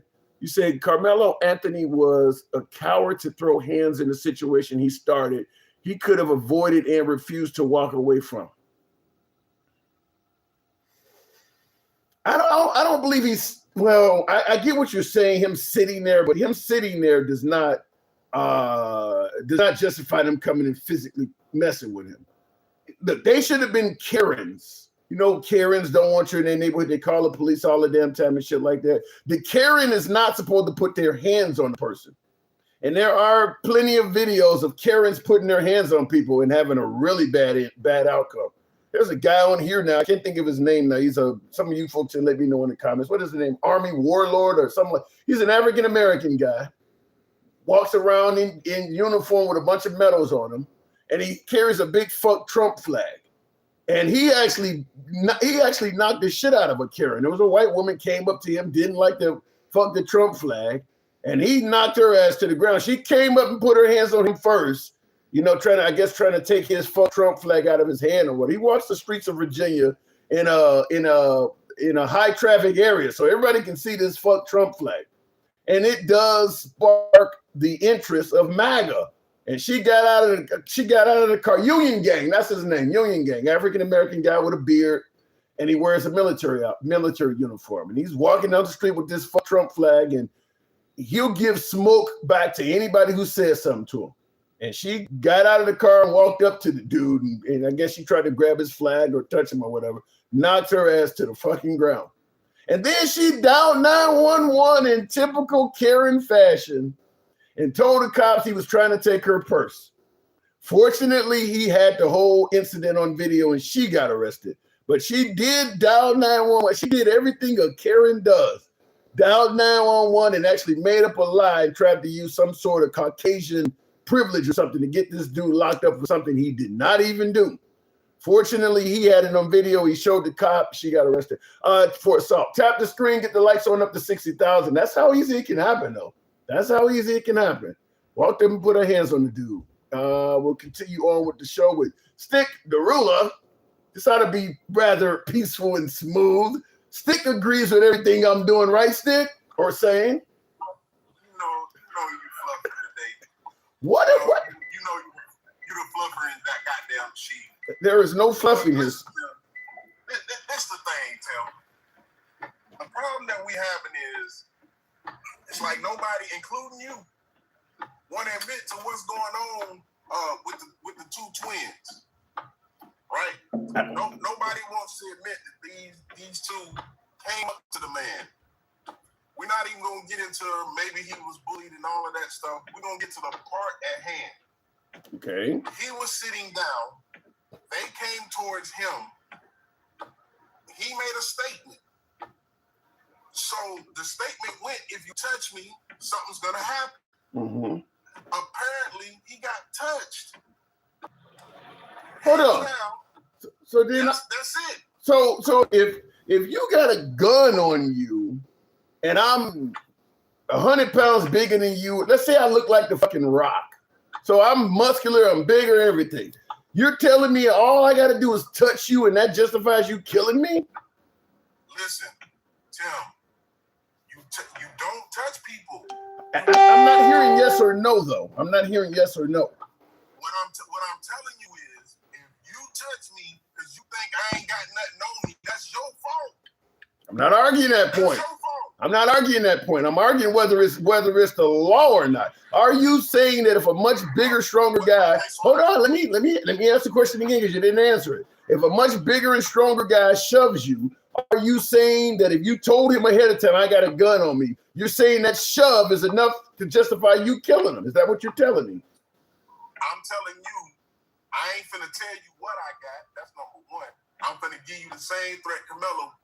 Look, bro, you coming over here with that bullshit, and I see you 6'6", what you said, you 305, 315, whatever it is, I'm gonna lay your ass out. But I'm 5'10", 185, 195, something like that. Bruh, I'm finna smoke you, and we'll talk about that shit later. Bro, he got 35 years to discuss it. I mean, he can do that. He got 35 years. No. He got 35 years to discuss it because of the jury he got and the goddamn racism that's involved. I'm gonna be honest with you. We was in a liberal state. If we was in I don't agree. Detroit, if we in Detroit and something like that go down, guess what happened? You touched it. I don't agree with you. Let me ask you. If Austin Metcalf was your son and he did exactly what he did, he put his hands on a smaller kid, would you believe that Karmelo Anthony was right in killing your son? I don't think he was right in killing him, and I also don't think that he meant to kill him. So would you want any time for him at all? No. If it was my son, which my son ain't gonna do no shit like that because I already done taught him better, you don't just go around bullying and fucking with people.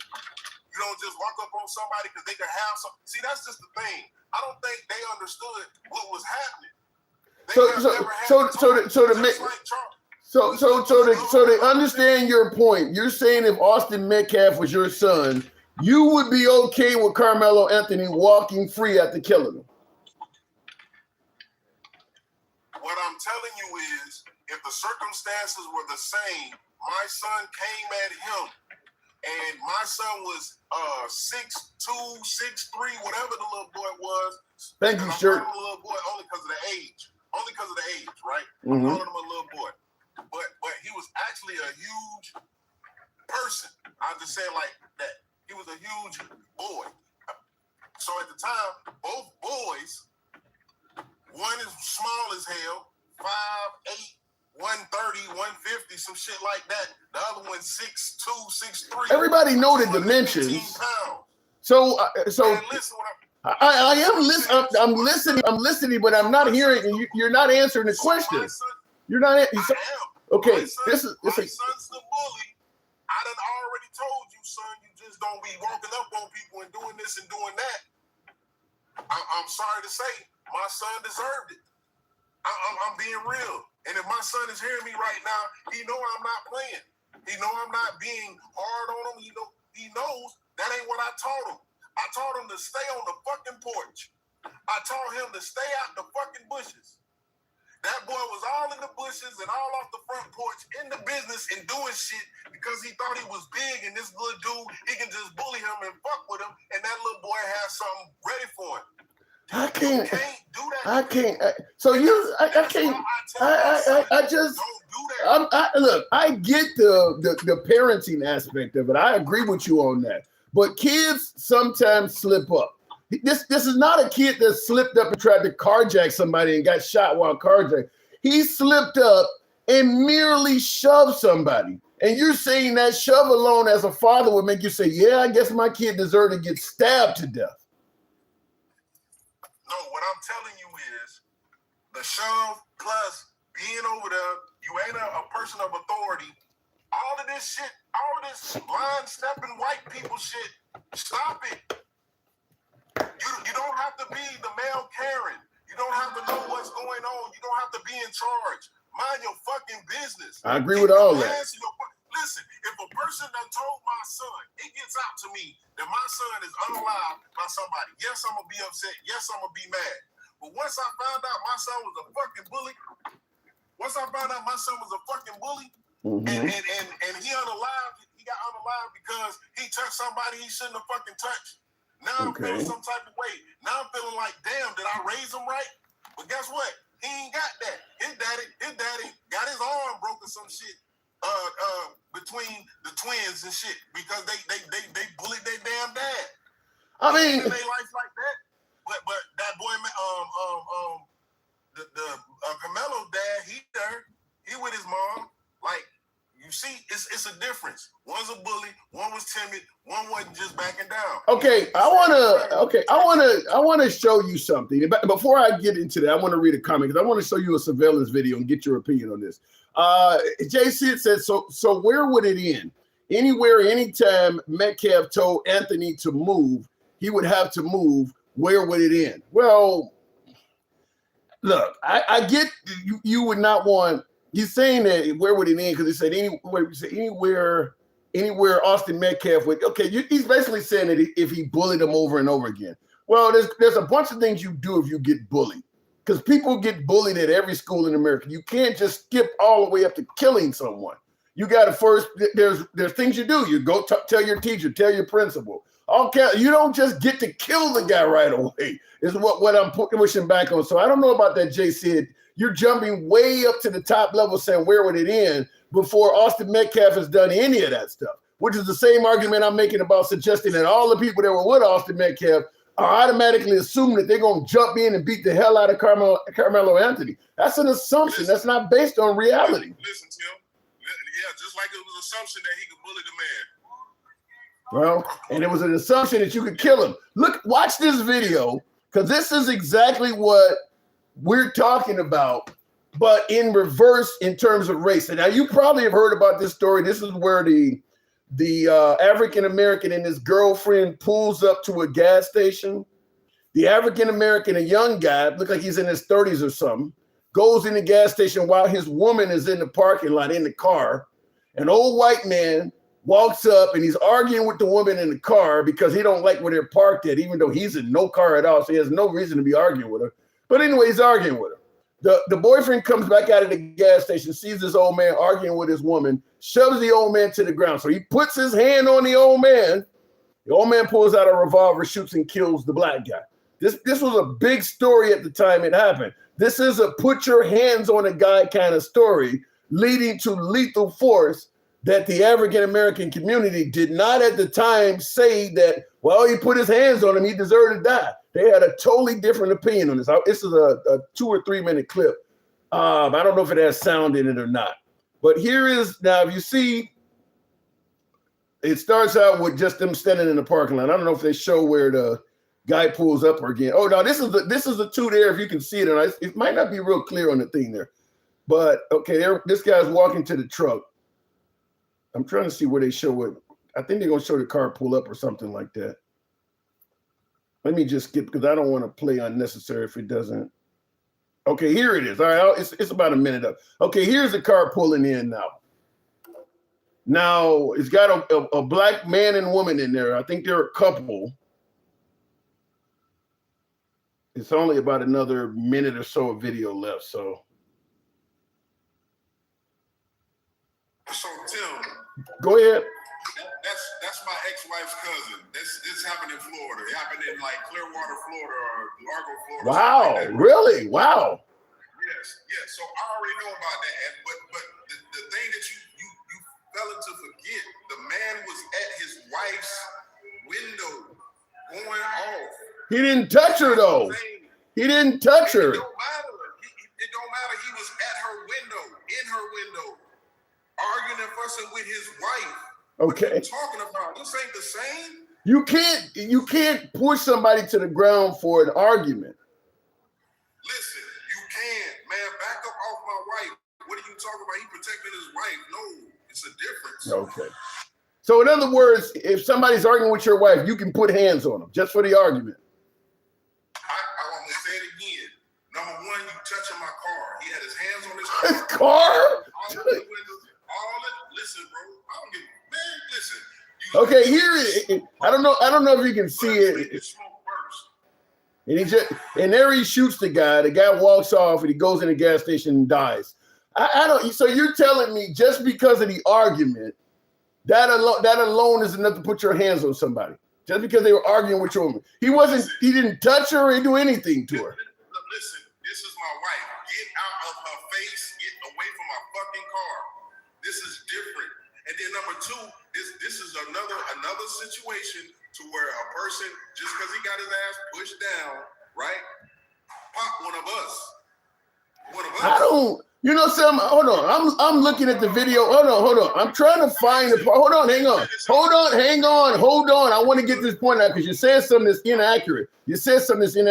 There is no. I'm looking at the footage. At no point was he leaning in her car window. I can see the whole thing. He's a good foot or two away from her car window. He was not in her car window at all in this video. And I'm constantly rewinding it because I'm trying to find out he walks up to the car.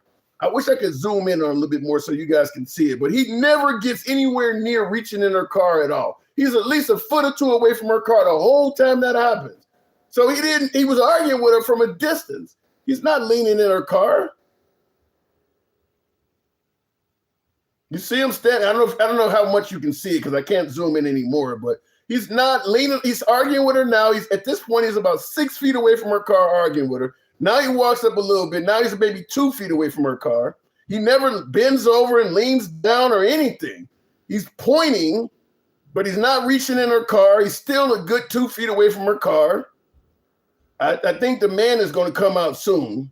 He's still 2 feet or more away from her car. At no point does anything that indicates he's trying. Now he's stepping back. So now he's about 3 or 4 feet away. Here comes somebody out the gas station. Okay, he's still a good 4 or 5 feet away.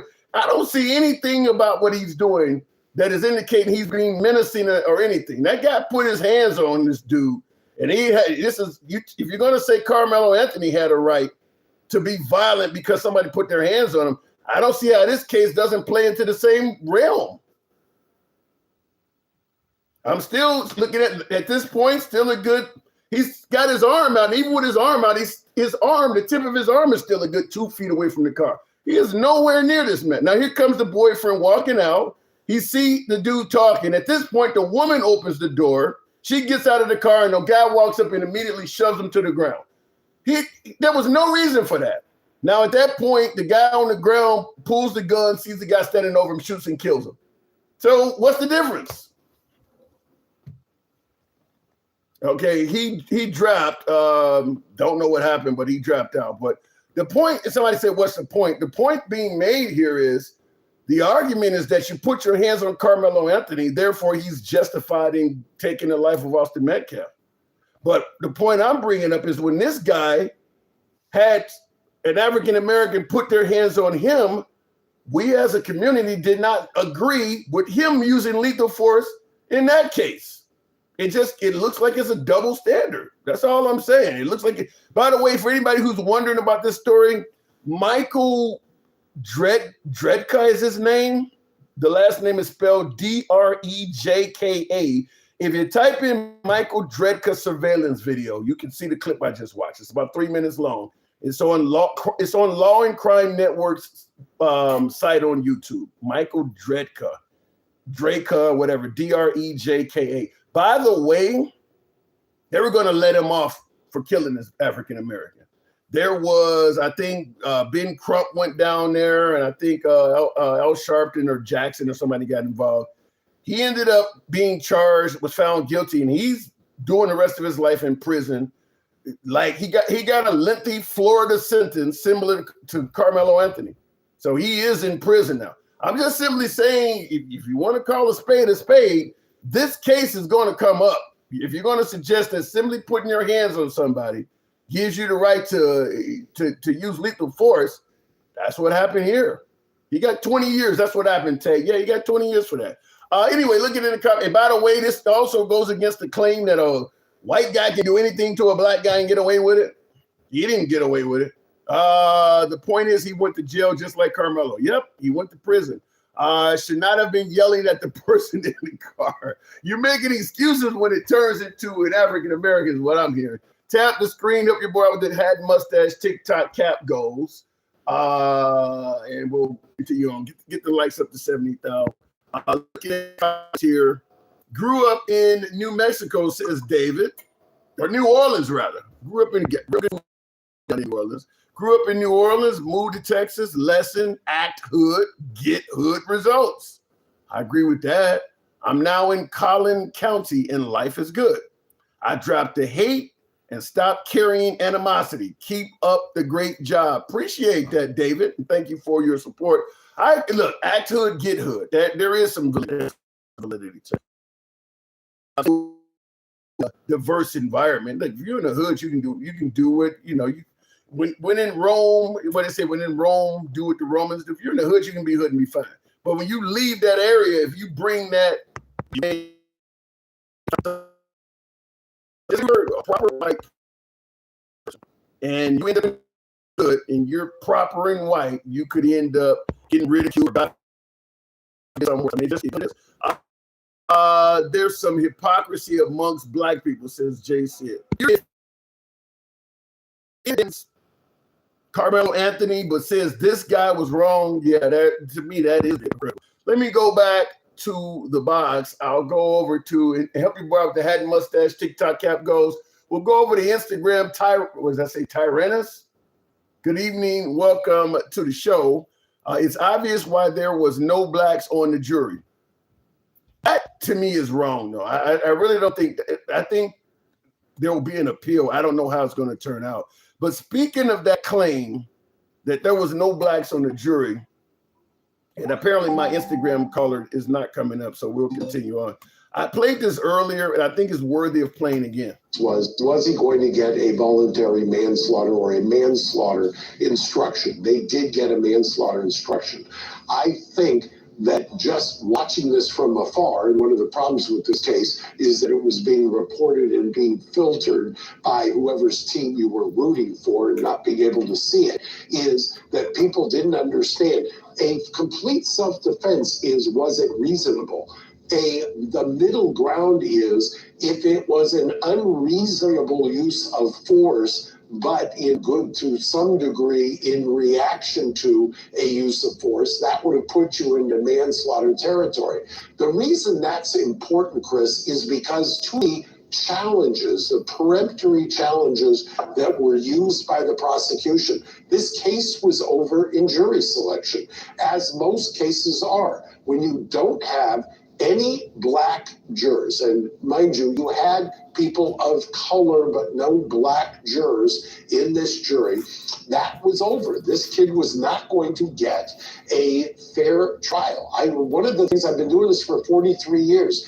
Jury selection determines everything in a criminal case, number one. Number two, the reason the jury selection informs every case in every community, in every courtroom, is because You are the product of your upbringing by the way you view things. And you're never going to convince, I don't care what kind of an orator you are, how persuasive you are, you're not going to be able to impart your lived experience onto 12 people and somehow get them to understand a 17-year-old black kid who's sitting there with two people who are hulking over him and who shoved first and what degree of force he's supposed to use. A black juror may have understood that in a way that a white juror won't. I know that. I want to push back, and that's Mark Garagos. He's a really, really good attorney. He's been on a lot of high-profile cases, so I'm not going to even pretend like I can speak over Mark Garagos. But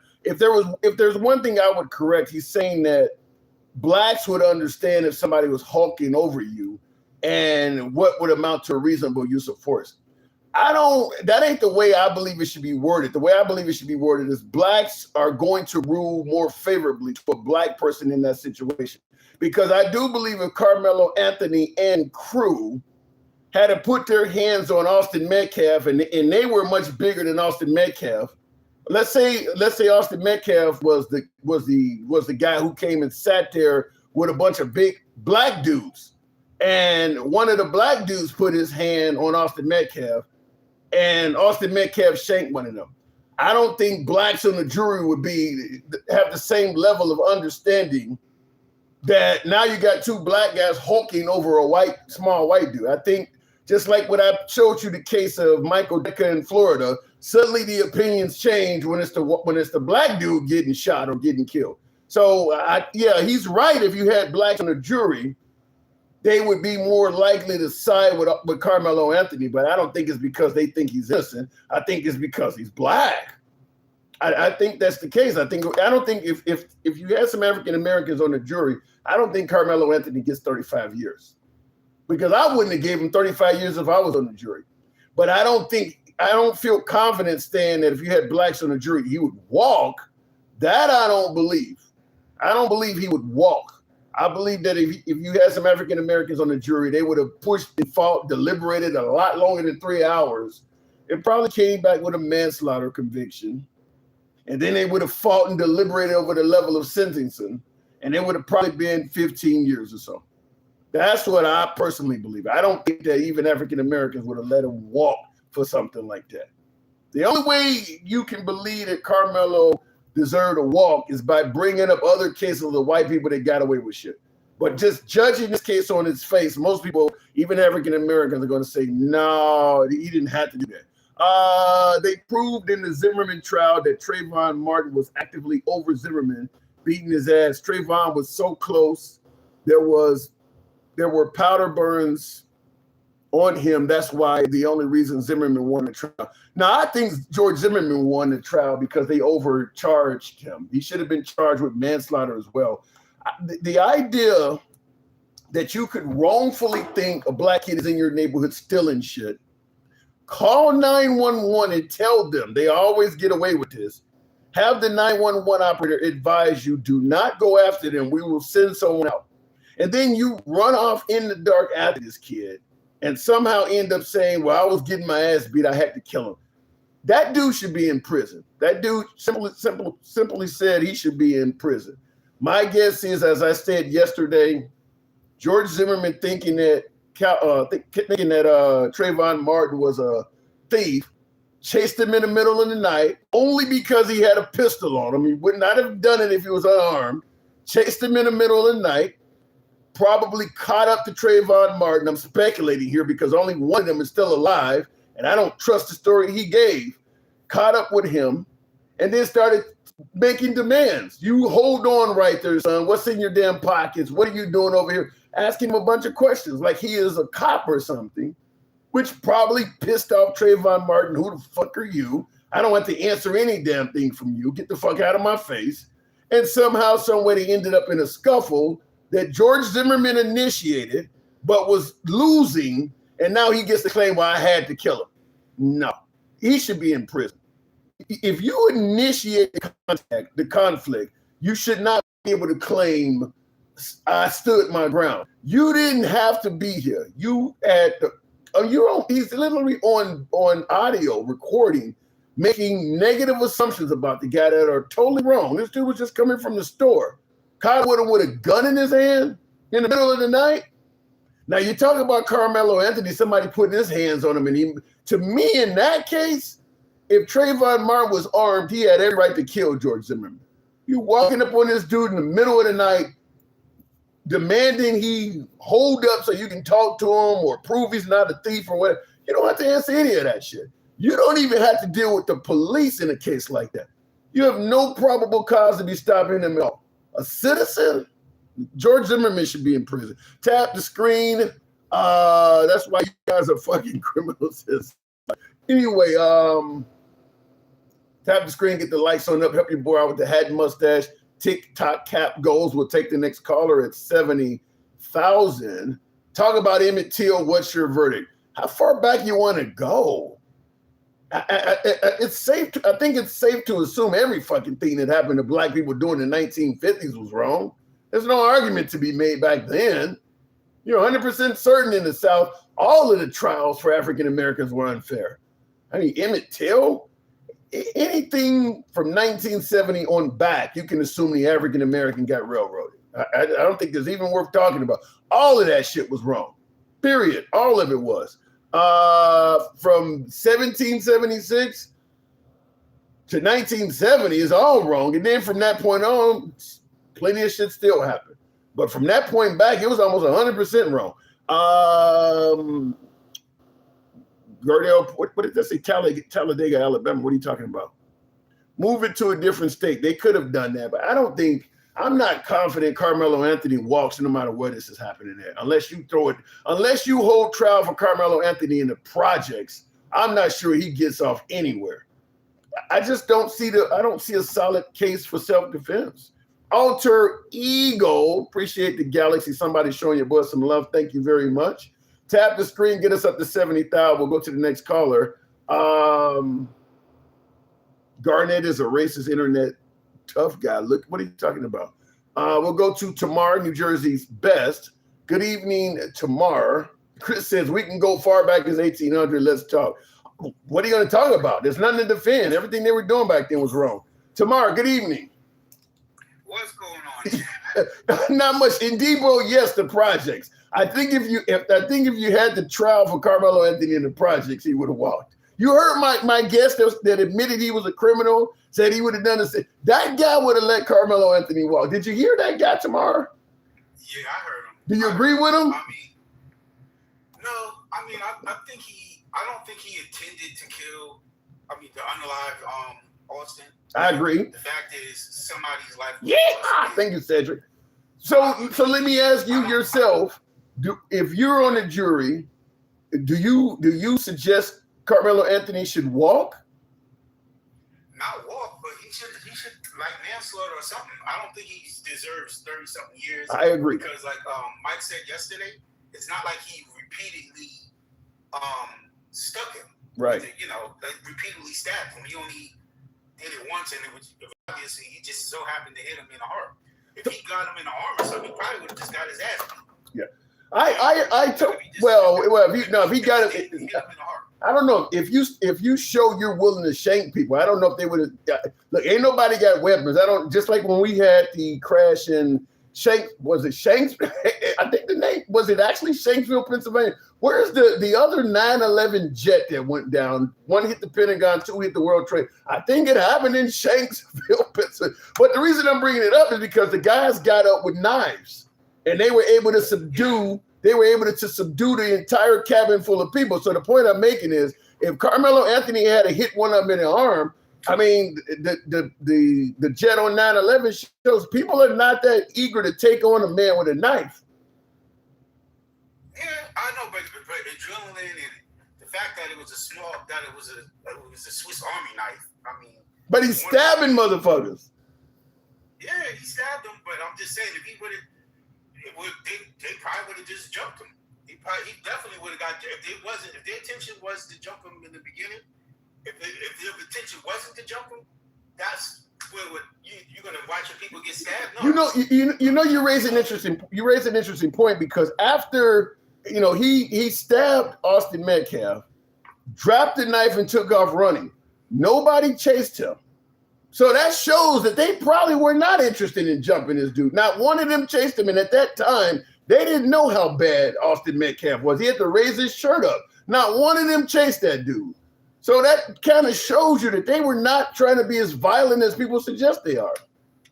The whole situation is messed up on both sides. I mean, my whole thing is the dude that supposedly invited him under the tent. Why he just didn't say, "Yo, chill"? That's we chopping it up, and when he's done, he's out. But like chill.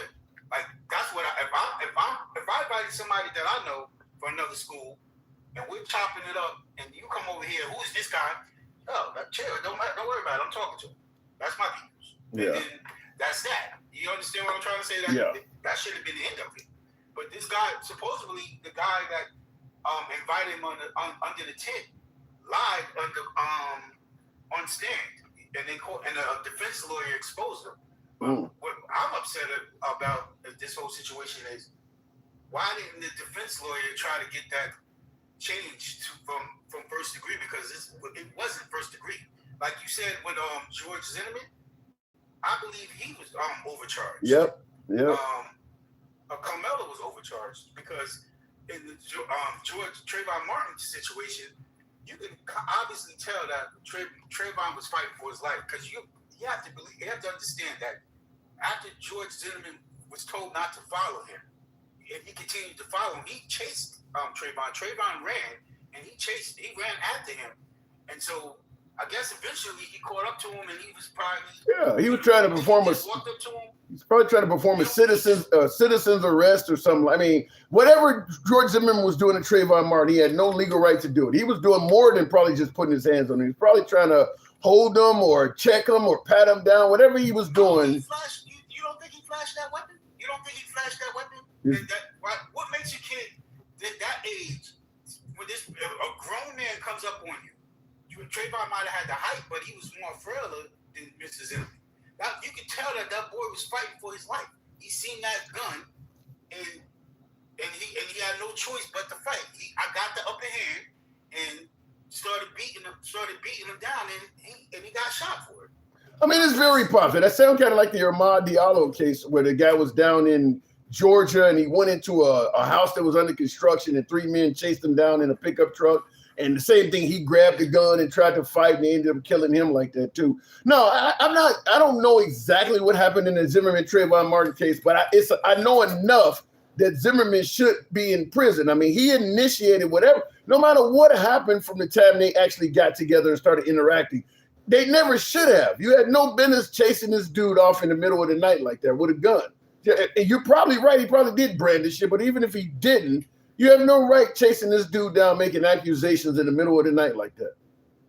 And that's why I don't see how he got off, because he overcharged. Operator said, do not follow him. We're sending units. That should have been that right there alone should be the reason why he was convicted, even if he was overcharged.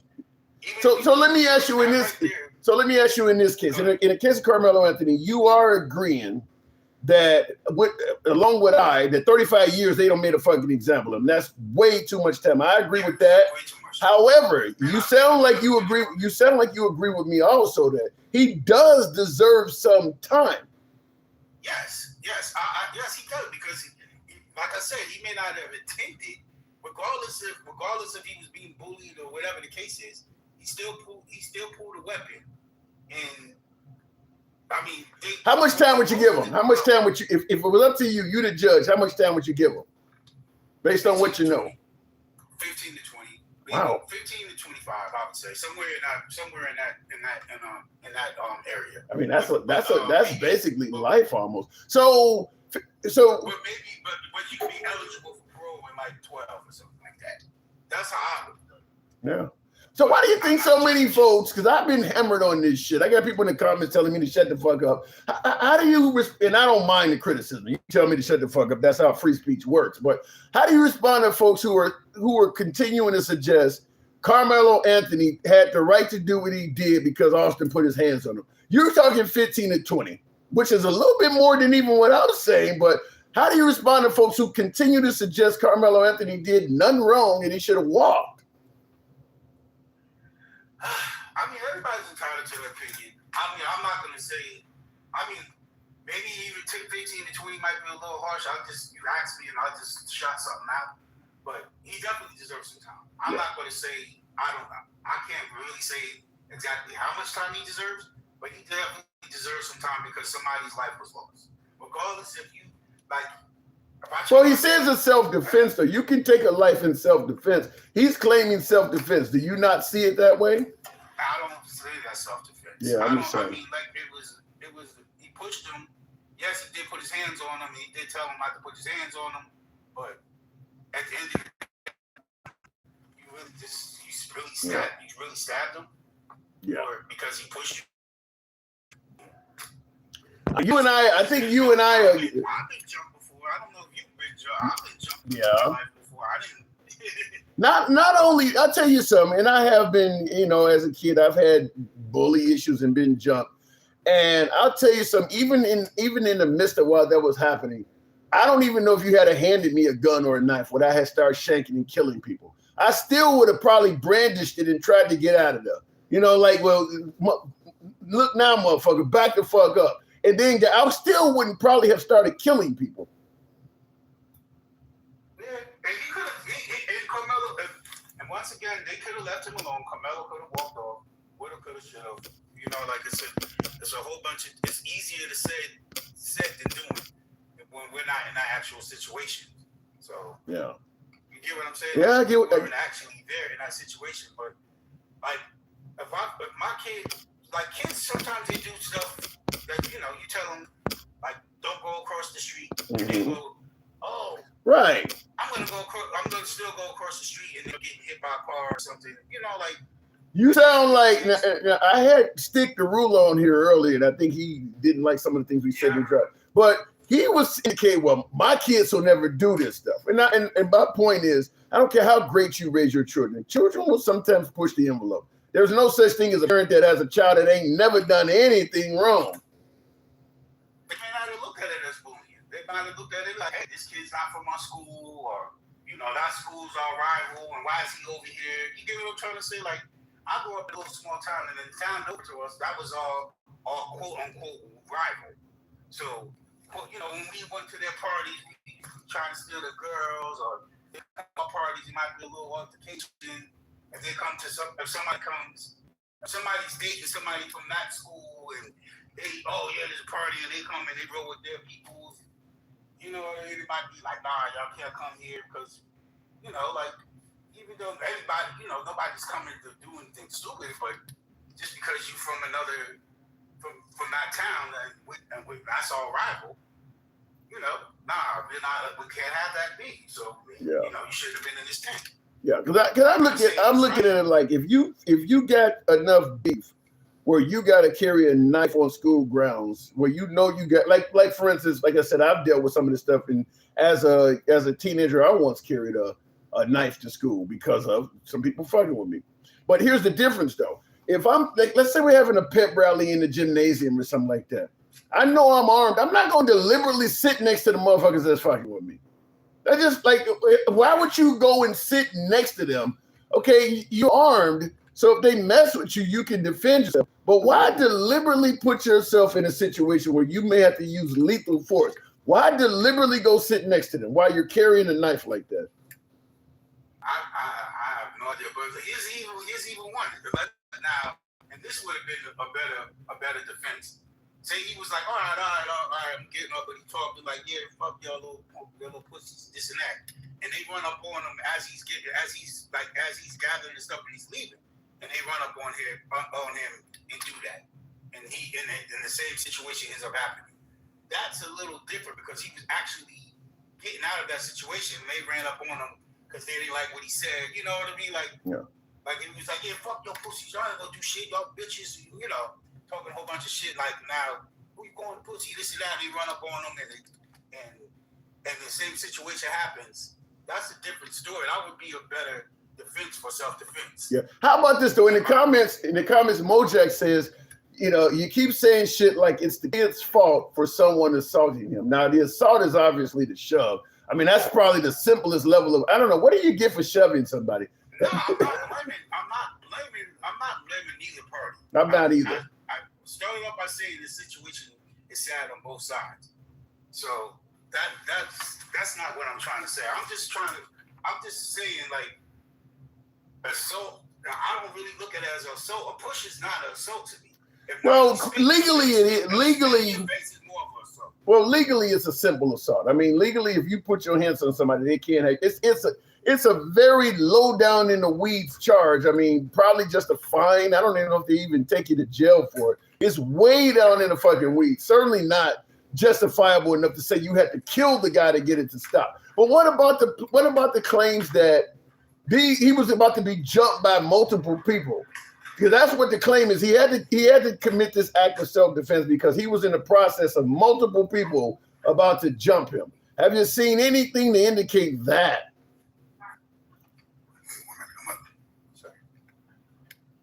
No, I didn't see any of that. All right. Well, if you got business, I'll go ahead and move it on tomorrow. But I'm just saying.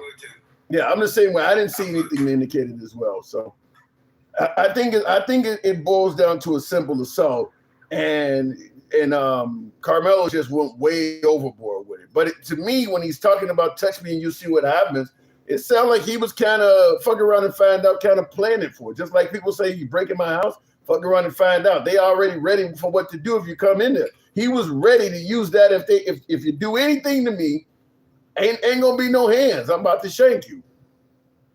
I actually watched somebody on YouTube that was actually one of the people in the court on YouTube, one of the people that I follow, and he I forget what day he was there, but he was basically saying like this situation was messed up, but like he kind of agreed with me too, like saying that Karmelo should have got something, but not what he got. And that's why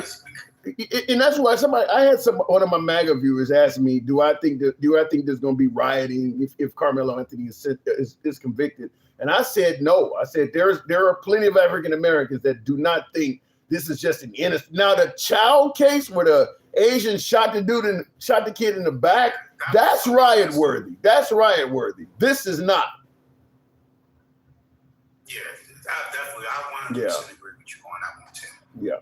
All right. Well, fair enough. I don't think we disagree on much this time, Tamar. I appreciate you coming in, though. I'll go ahead and move it on. Thank you. All right. Have a good one. You too. Yeah, to me, the child case where you're popping a kid in the back after chasing him down, like you're Walter Payton of over 100 yards to catch up to this kid and then shoot him in the back. And then he got off of that. That's riot worthy.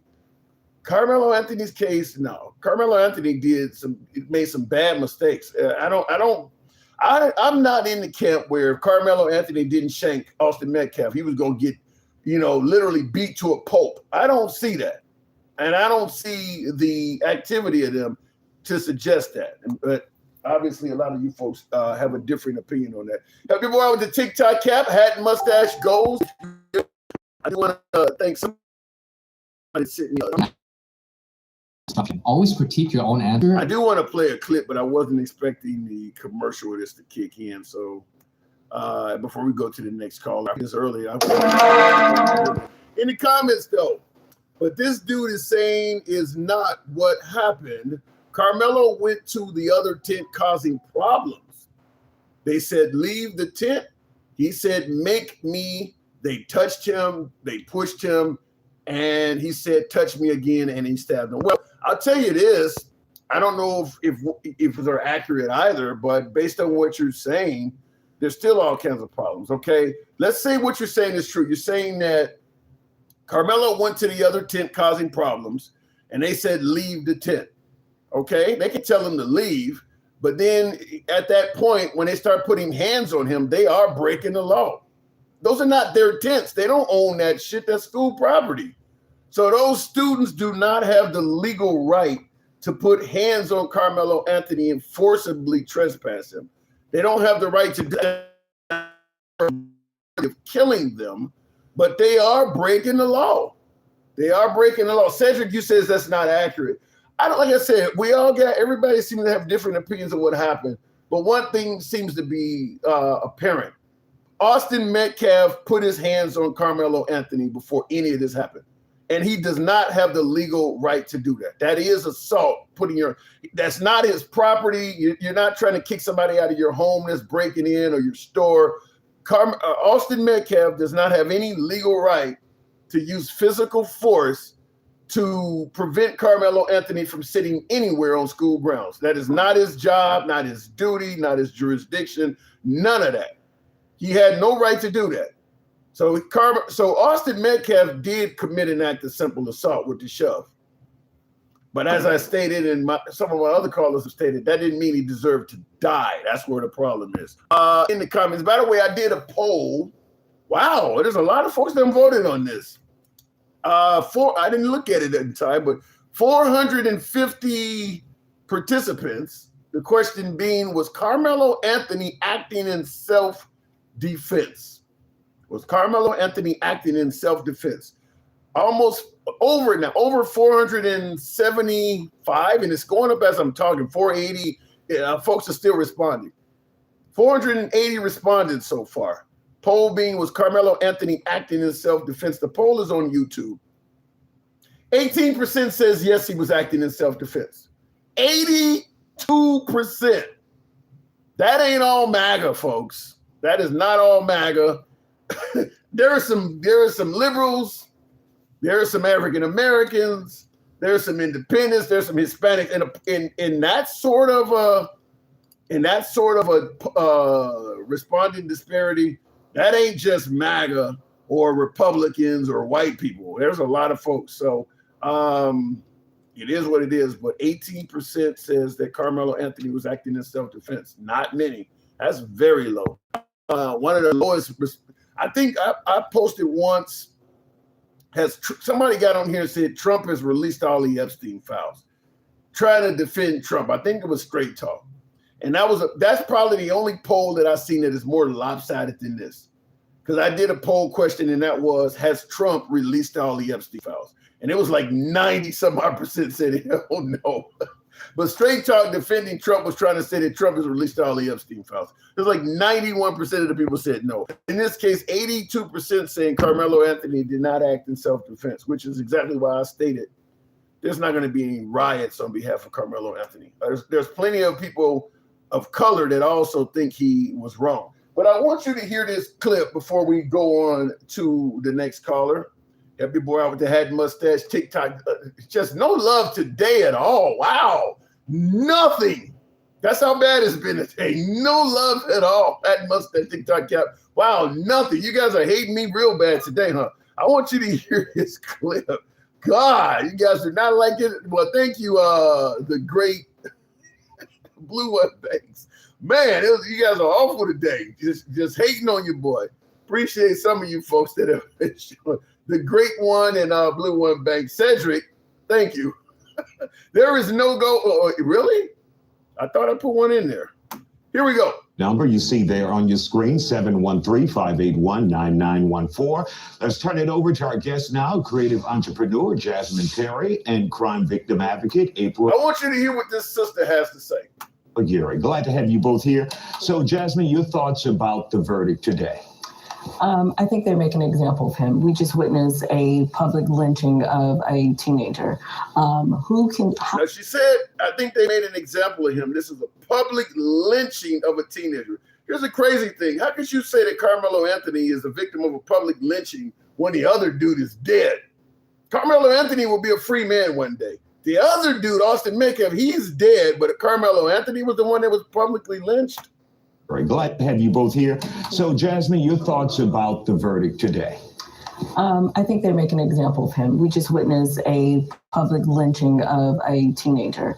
How can you tell someone if you're being harmed how to defend yourself? That's insane. And I think the state of America, it's a problem.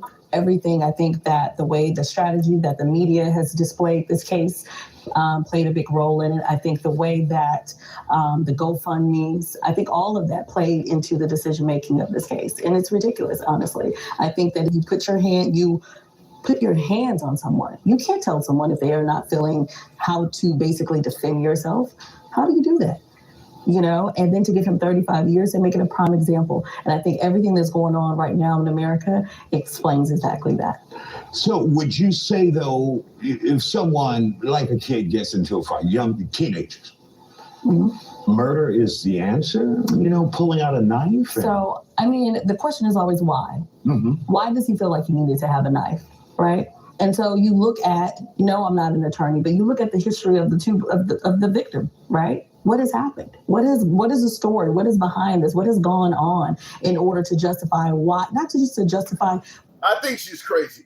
Real quick before I go to the next caller, she did say, you know, who are you to say, you know, you can't just, you know, you can't tell somebody what to do if they are being harmed. Karmelo Anthony was not being harmed. He didn't get harmed in that at all. He was shoved. He was not injured one bit in that incident. At best, thank you, Alter Ego, and somebody dropped the galaxy there. Blue One Banks, appreciate that love. Thank you. Karmelo Anthony was not harmed at all. They didn't sock him in the face, knock him to the ground, kick him, or do anything. He walked away completely unscathed. The only thing that happened to him, he may have thought he was about to be harmed. He wasn't harmed at all. So I don't know where she's going with that. I think she's making up excuses to move on. And I see in the comments, Arnita, you saying that Karmelo Anthony was harmed in this event? Tell me, how was he harmed? Black Rain, appreciate the love. Thank you very much. Let's go back to the box. Real quick, David G 9339 says, I agree about the Miyagi Chow case. Was his first name Miyagi? Like Mr. Miyagi? Anyway, he says, I agree with the Miyagi Chow case. Went too far. I also want to say that I'm surprised that Karmelo got as long as he did. I'm really surprised. I agree with this woman on my screen is that they did make an example of Karmelo Anthony. I do agree they gave him too much time. Other than that, I don't agree with anything else she's saying. A public lynching? Really? Scumbag. Talk to me. What am I getting wrong? I say it's a public lynching because if we look at other cases in Texas, whoa, right? Black Rain. Keep going. We look at other cases in Texas, they do not give the white defendants as long, and they humanize these defendants. But when it comes to people that look like you and me, and this kid looks like he could be your son, they charge us to the fullest extent of the law. Okay. And that is egregious. And that is why people like me, we have such a problem with this verdict. Case Allison, for example, Case Allison. I don't know if you know that case, Handsome.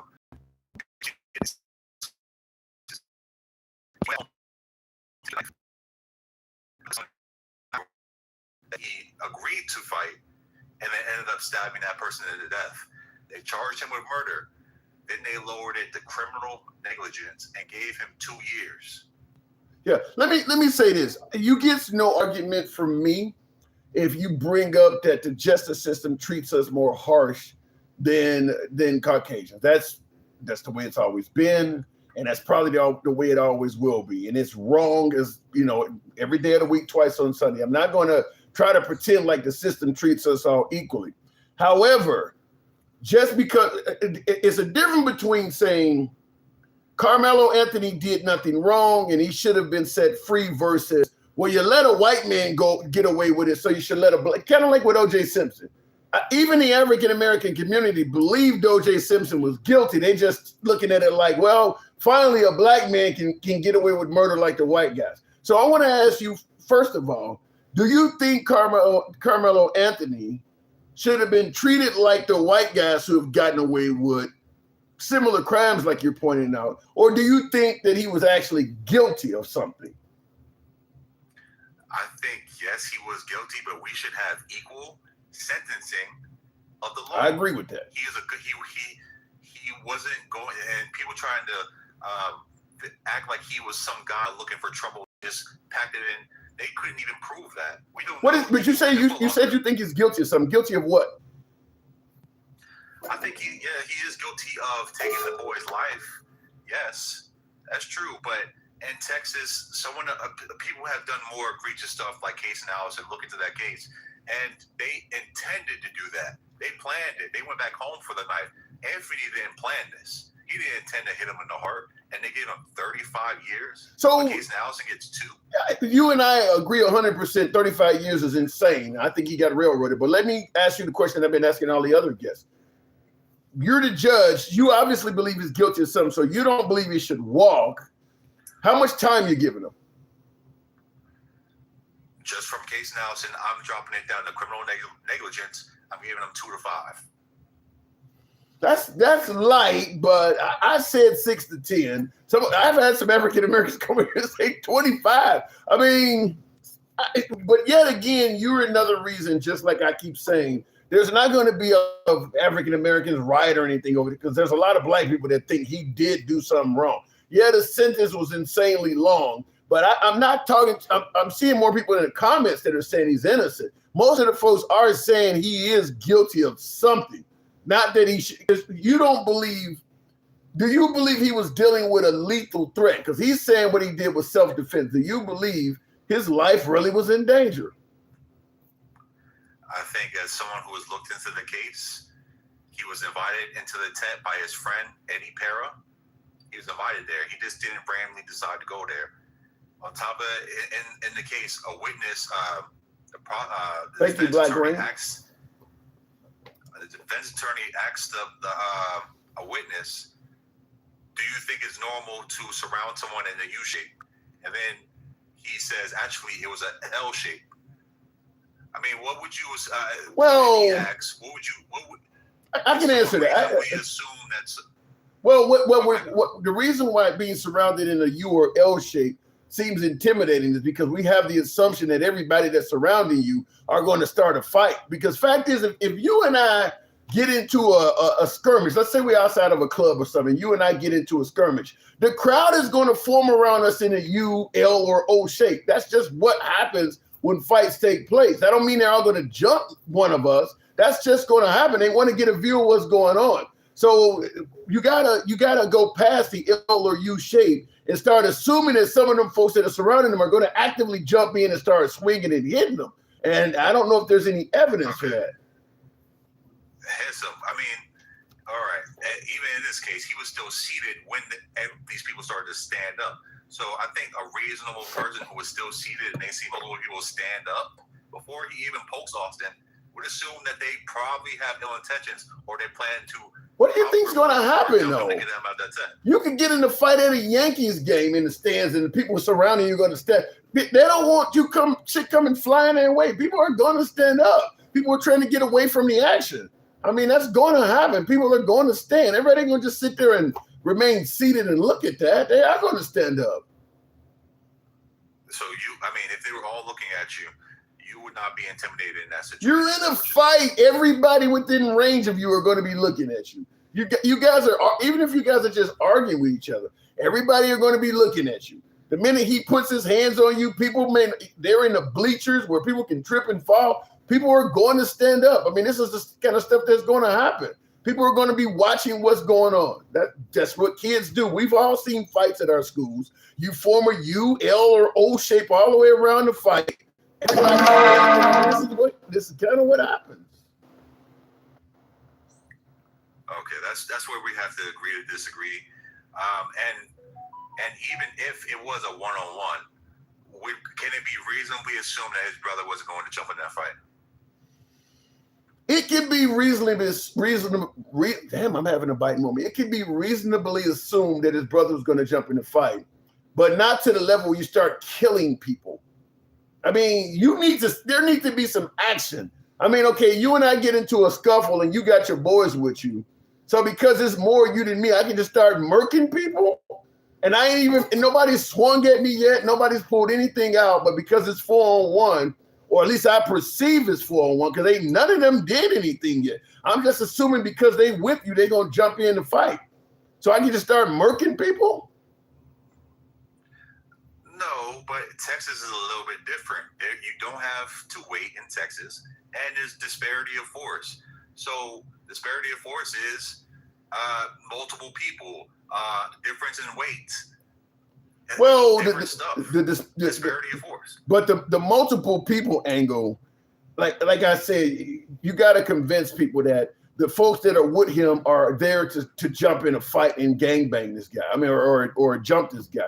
I don't know if I feel confident saying that a much smaller Karmelo Anthony was going to be jumped by like 4 big ass dudes like that. I mean, when one could handle him, all 4 of them were going to just jump in and curb stomp the dude. I think that's a leap to make that assumption, because after Karmelo stabbed him, they didn't do that. Well, there's people. Okay, and this is another problem with this trial. They're hiding the video. If that's Karmelo a problem. Is so guilty. That's a problem. If Karmelo is so guilty, then they should release the video. The problem that they're hiding the video is that people saw the video and they said that Karmelo was getting chased after the poking. Well, now that right there, there's an appeal that needs to come out, and that absolutely is something they need to pursue. But I'm going on based on what we've seen so far. I don't see where Karmelo Anthony was about to be curb stomped by 3 or 4 guys, like what he's indicating, that caused him to kill one of them. I haven't seen enough, other than we're making assumptions that you getting into a fight with a dude that has 3 or 4 people with him, so therefore we got to automatically assume all 3 or 4 of them were going to fight you at the same level of him. That's just an assumption. I don't think you can kill people based on that. Fair enough. I agree to disagree. Thank you for bringing me up. Anytime. Hard to call you a scumbag. I like the name, but I feel like I'm insulting you, man. But appreciate you coming through. Tap the screen. When you see the video, you will change your mindset. And that could happen. Seiko Love, that absolutely could happen if I see the video. That's happened quite often. That's happened. There was a video of a guy, a cop that pulled over a girl recently, said he saw a cell phone in her right hand, and it turns out she did not even have a fucking hand.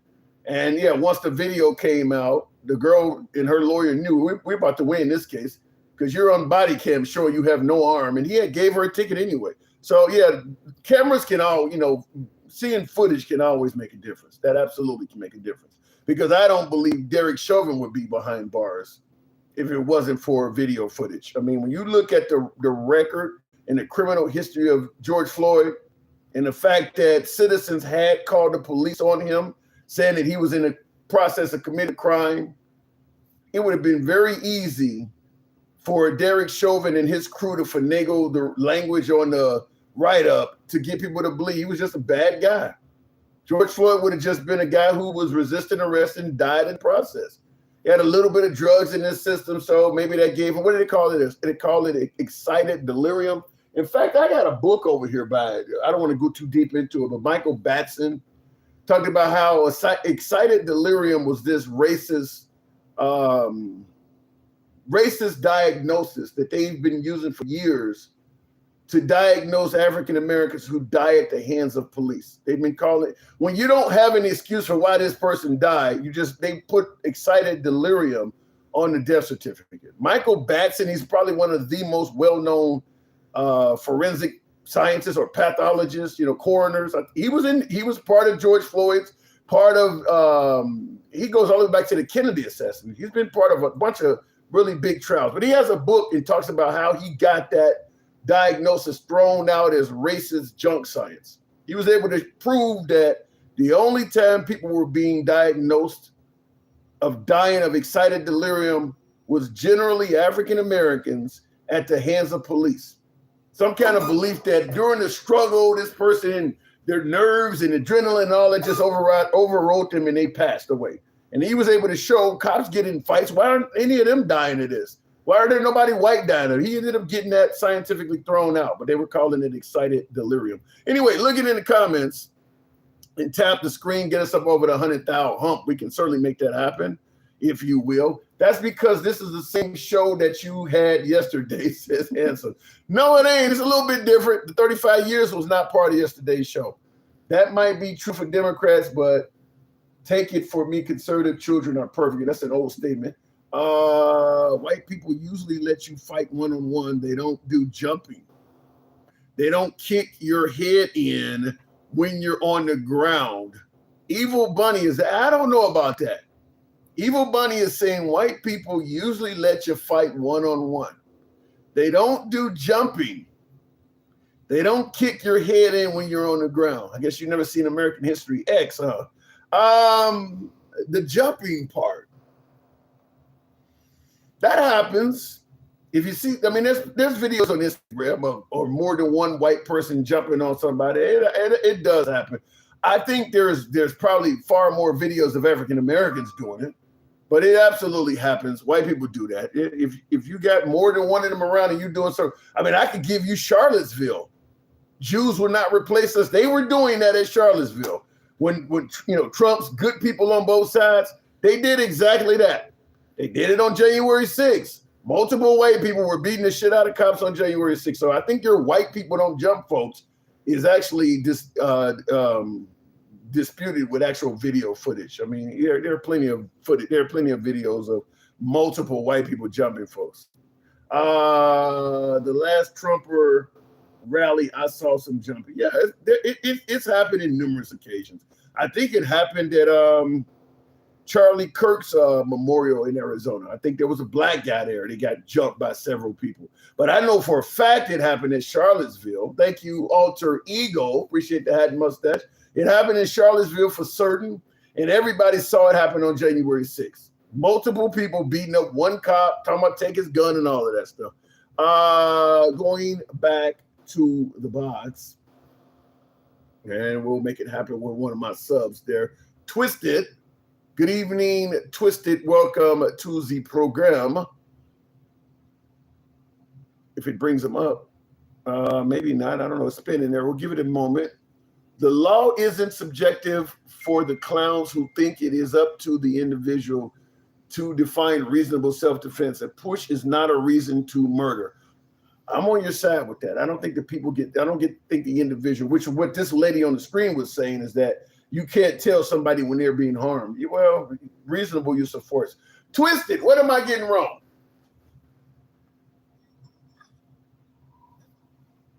I guess Twisted is not there, so we'll move it on.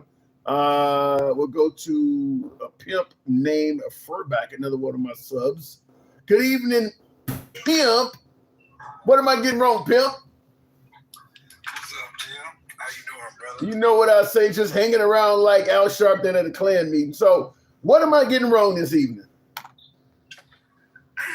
Well, I don't know if you're getting it wrong, man. You know, I try to keep it real with you. You definitely got a different perspective. What is your perspective? Give me your perspective. What do you think? First, did Karmelo Anthony do anything wrong in your opinion? Yeah, I mean, he might have hazed to poking the boy. I think what I haven't heard much on here is that, it's one poke. I mean, I get it only takes one, but 35 years, I expect 10 to 15 pokes maybe. You know what I mean? That definitely tells me that you had the intent to put that boy away. I'm not arguing with that. I think, I'm not arguing with that. So I think 2 to 5 years. I mean, a lot of times in these cases, they take these kids' backgrounds into account with the sentencing. I mean, for all accounts, he was a good kid. He just made a bad mistake. You know, the crazy thing is, for all of the heat I'm taking in the comments, just about everybody I brought up, I guess, except for maybe Stick and the guy who admitted he was a criminal. Everybody's admitted. Well, and they've all kind of said the same thing I'm saying, and I try to bring up dissenting opinions. I'm not trying to bring up people that agree with me, but everybody said the same thing I said.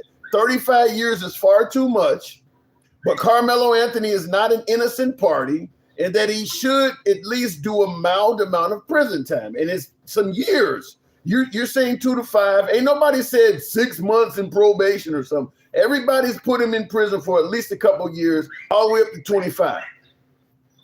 So why do you think? Yeah, I mean, go ahead. Go ahead. I'm sorry. No. So why do you think so many African Americans are indicating this dude did nothing wrong, was acting in self-defense? Well, I think that's the black fatigue. We tired. You know what I mean? People think OJ is like they think black people really gave a fuck about OJ. It was bigger than OJ. Yep. You know what I mean? It was about the system. So I think that's more what it's about, because that's pretty much where I've been at. If I could put a label on it, it's black fatigue, man. You got the guy Chow down there in South Carolina, you know, just listening, waiting in line to talk to you. I was like, well, the guy Chud, you know, he's been running around and calling people the N-words and brandishing his weapon on people. And I was just thinking, like, so if he ran up on me and I knew who he was, do I have to wait for him to brandish a weapon at that point? Yeah. No, but I mean, like I said, what happened with the kid in Child's case, that is incredibly egregious. That's way worse than what happened here, because this was totally avoidable, what happened in Karmelo Anthony's case. And by the way, Karmelo Anthony is the one that's actually taking the life in this case, not losing his life. So, yeah, I think you hit the nail square on the head by saying it's fatigue. The African-American community believes that the justice system has been treating us like shit for too long, and they just want to score a victory, kind of like with O.J. Simpson. It's not that they believe O.J. Simpson is innocent. They just want to score a victory. I think that's what's going on in this case, is that they don't think Karmelo Anthony is innocent. They just are tired of seeing maybe some white folks do the same thing and get, you know, a slap on the wrist or nothing at all, and they want to score a victory with Karmelo Anthony. It's more like revenge as opposed to actual justice.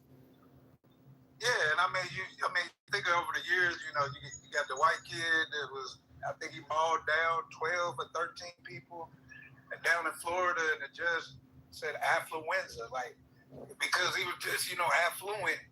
He didn't know any better. You know what I mean? So, you know, when you hear shit like that, and you know, for all accounts, Karmelo was a good kid and made a mistake. It's like our good kids don't get to make a mistake.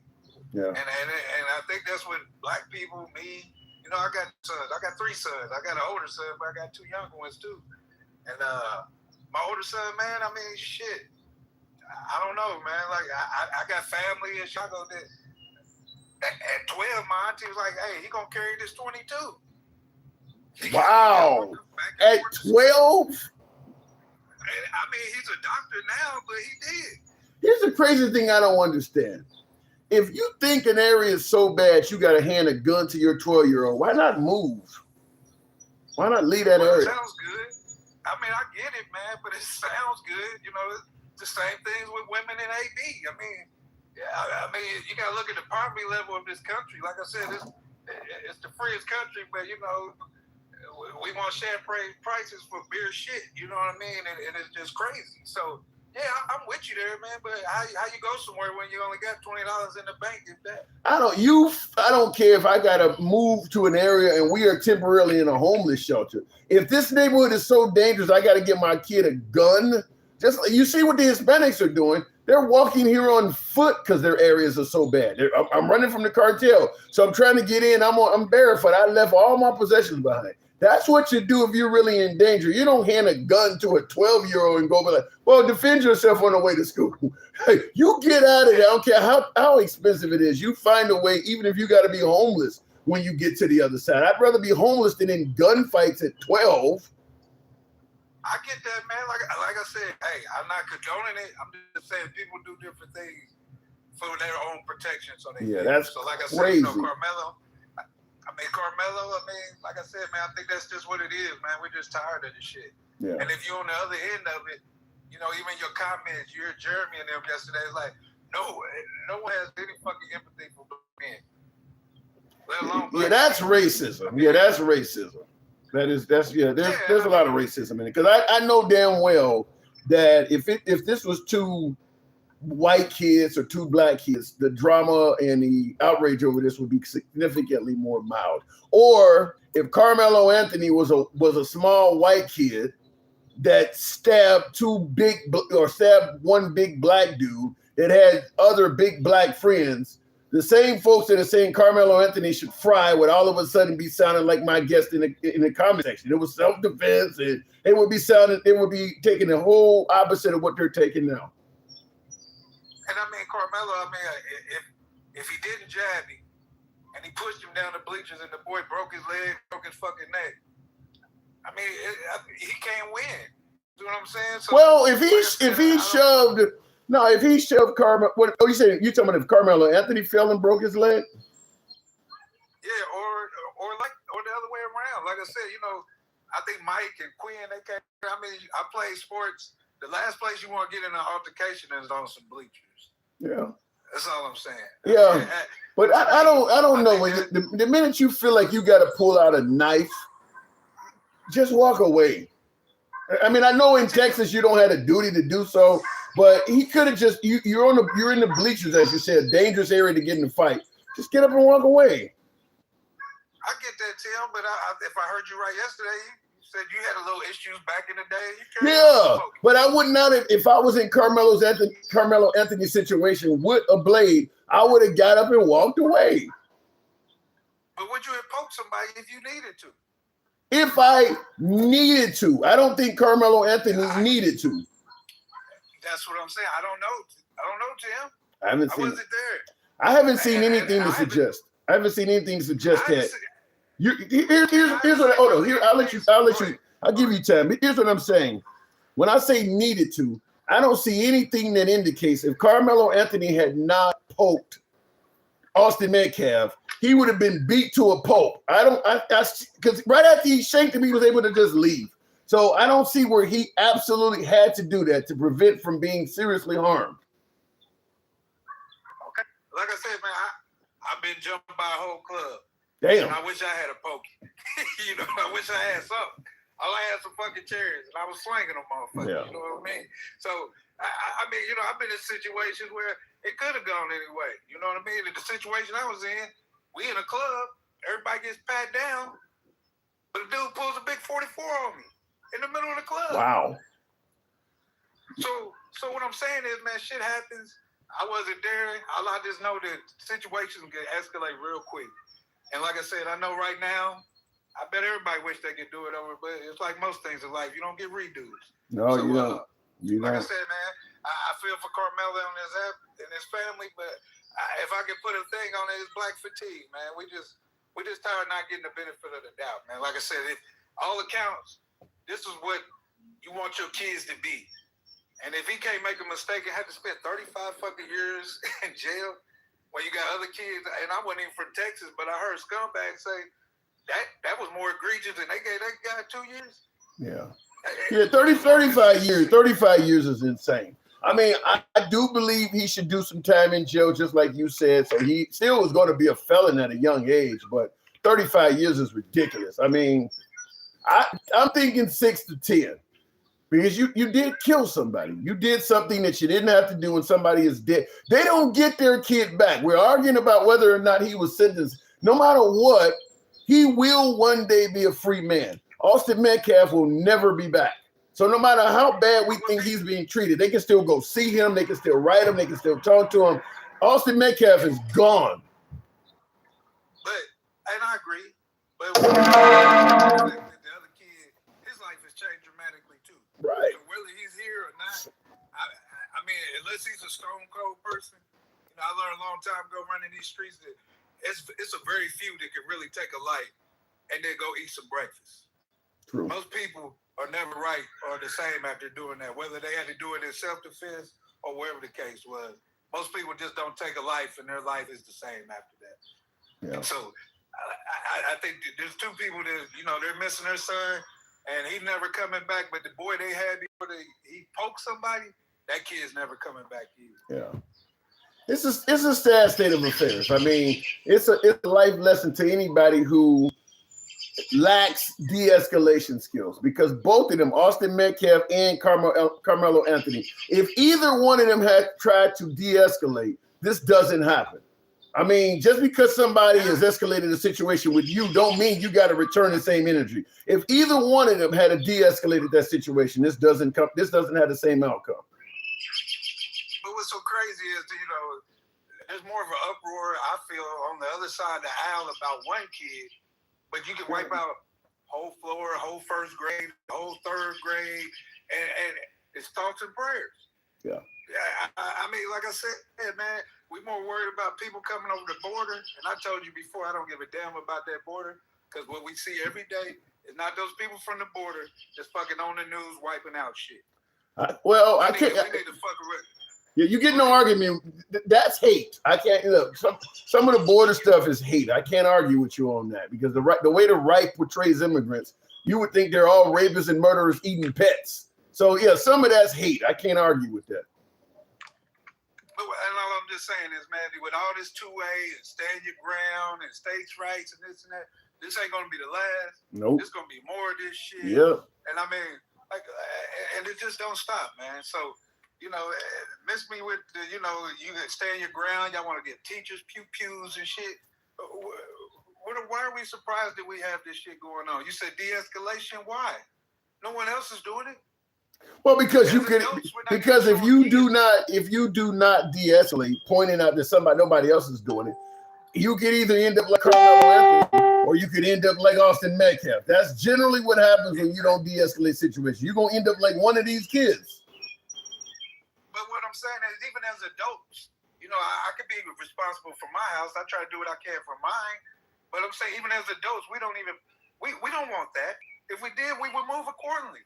Yeah. You know what I mean? And I know you hadn't talked about the guy, but we got a fucking toddler in the White House that as soon as he gets mad, he wants to fucking throw a temper tantrum. Yeah, he if don't. He had a pokey. He probably would have poked the little chick after she said, "Hey, answer the question." Well, he's poking. He's poking Iran right now. We're bombing Iran this evening, so he's poking Iran. I got to move it on, but you're right. Trump, toddler is probably the best synonym you can give him. Hey man, I appreciate it, but like I said, man, and I'm gonna get up off here. Best show as usual. Tap screen, share the live. But this is black fatigue, people. Ain't that shit the right was talking about? This is black fatigue. I actually agree. That's exactly what it is. Furback, thank you for coming through, pimp. I agree. That's what I said at the beginning of the show. Is that I believe it's very similar to the O.J. Simpson case, where most African Americans do not think Karmelo Anthony is 100% innocent, but in their opinion, they've seen folks on the other side get away with shit so long that they just are happy. One of our guys saying that one of our guys should be able to get away with it too. I believe what my last caller said. I believe it's more of that than people that genuinely believe he was 100% innocent and he is getting railroaded. I do think the 35 years is ridiculously long. But I don't think he should be at home chilling and eating cereal on the couch. I do believe he should get some time. Yes, but even toddlers get held accountable, serving time in the corner.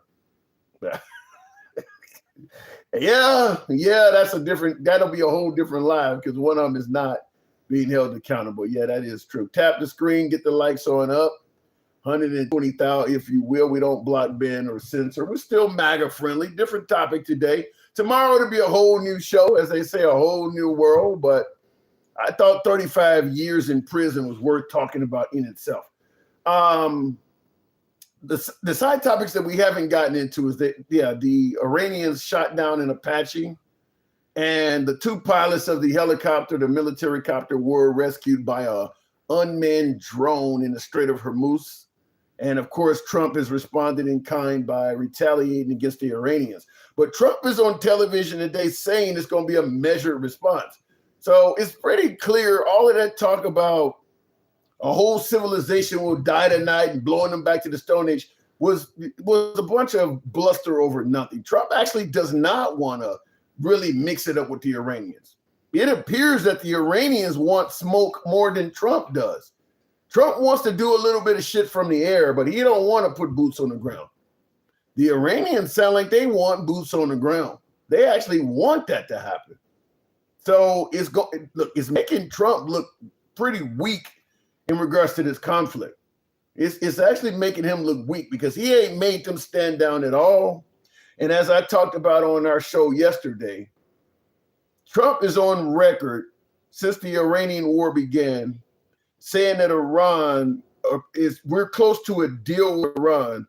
He said that 37 times. We're real close to a deal with Iran. He said that 37 times. And they just bombed Israel and took down an Apache copter in the last 36 hours or so. He ain't never been close to a deal with Iran. It's pretty obvious. He's been saying they're begging for a ceasefire the whole time. Look, I was going to tell you, with him saying that Iran was about to get a nuclear weapon, and if he didn't attack them, they would have used it by now. He's said so many things that are false or inaccurate about the Iranian war. I'm astonished why my beloved MAGA believes him on the nuclear weapon stuff. They're begging for a ceasefire. He blamed the bombing of the schoolgirls on the Iranians. He is not being honest. I think that's pretty fucking clear. He is not being honest about what's going on in Iran. So why would you believe him on the nuke stuff? You haven't caught the Iranians in as many lies as Trump. I mean, and they're releasing Lego videos and shit. They're not even lying as much as he is. So it's gotten to the point where the American people, there's a lot of, outside of MAGA, which is about 30% of the voting public, outside of MAGA, I bet if you took a poll, the Iranians probably have almost as much trust than the Trump administration. If you took MAGA out of the equation and you asked the remaining American voters, who do you trust more, Iran or America? Under Trump, I'm not for certain who would win that. I'm not for certain that there are more Americans outside of MAGA that trust the Trump administration over the Iranians, because he said a lot of stuff. He has said a lot of things that are not true. Jay says, you ain't surprised? Stop lying. JJ, tap the screen, get the lights on up. I have to work this stuff properly, Jay. Be kind to the host, Jay. Tap the screen, get the lights on up to 120,000. We'll take the next caller. Who do you think is backing Iran? China, Russia, our enemies by proxy. We gave the Ukrainians a lot of assistance to the point where they raised hell with the Russians. The Russians got a gripe. If I'm Russia, I'm absolutely going to help anybody that's dealing with the United States. We would do the same thing.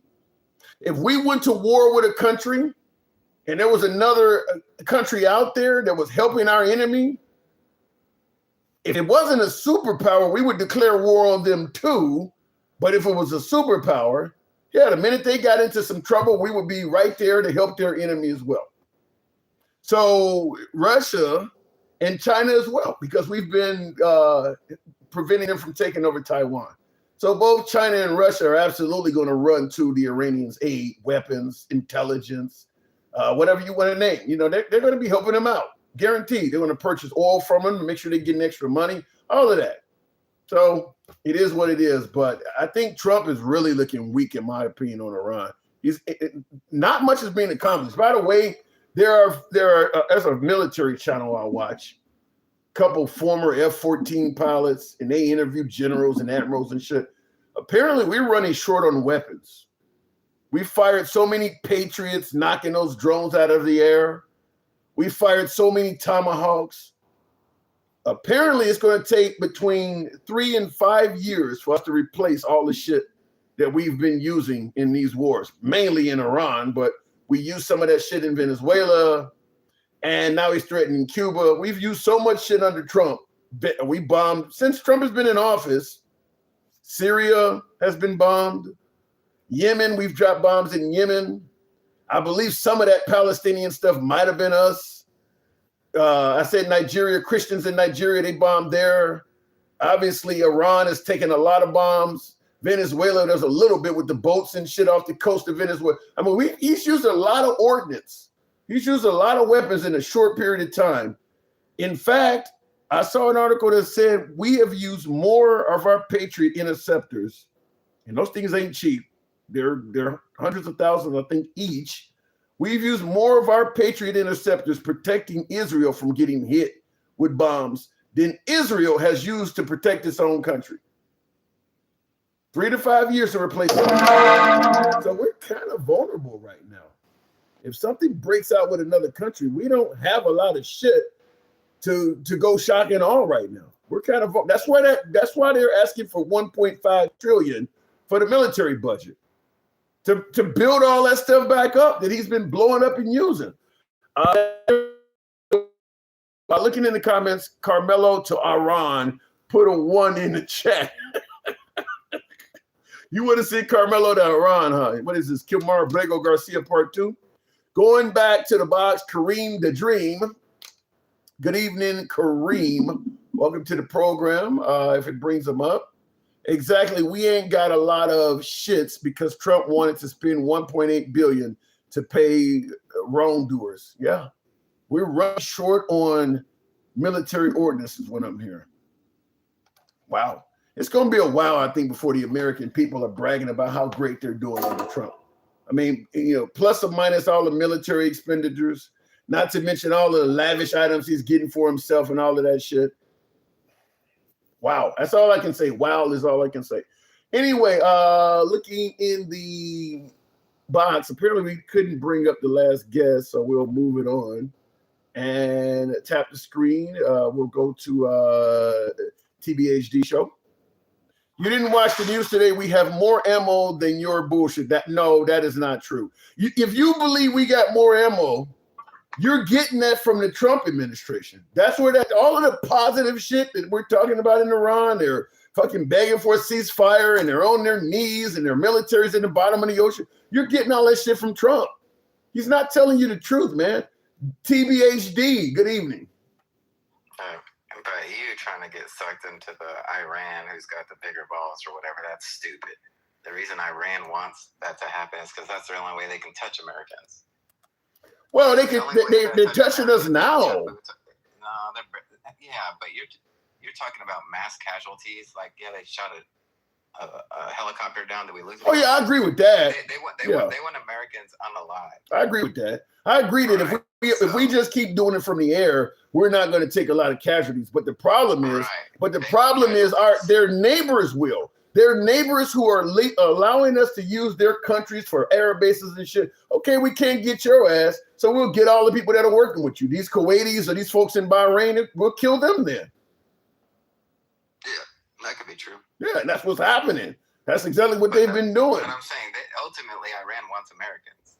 They want Americans. Yeah, or Israelis. And they know the only way they can have that is if we put some boots on the ground. Otherwise, they are like way outmatched. There's no way. Well, I agree with the outmatched part. But here's the point. If me and you got in a disagreement, right, out on the street, and let's say I busted you up, I knocked you down several times, I punched you 1,000 times, and you got 4 licks on me. Who got whose ass beat? The guy who only got your example. The answer is obvious. The guy who got 4 licks got his ass beat significantly. But here's the problem, though. The goal was not to just beat ass. The goal was there are 60,000 protesters being killed by the Iranians. We're going to go liberate them. We're going to make sure they never develop a nuclear weapon. And we're going to replace their regime, and we're going to have say-so on who they replace the regime with. That's what he promised. He didn't promise to just go blow shit up. He promised actual goals, and those goals are not going to be met without people on the ground. I don't know what the final outcome will be. We'll have to see. So you believe that just simply by bombing by air, they're going to stop them from killing all the protesters that he claimed he was there to liberate? I don't think that we were there for that. You think that we're going to be able to get the uranium out of their country by just doing things by air? I think we can do that.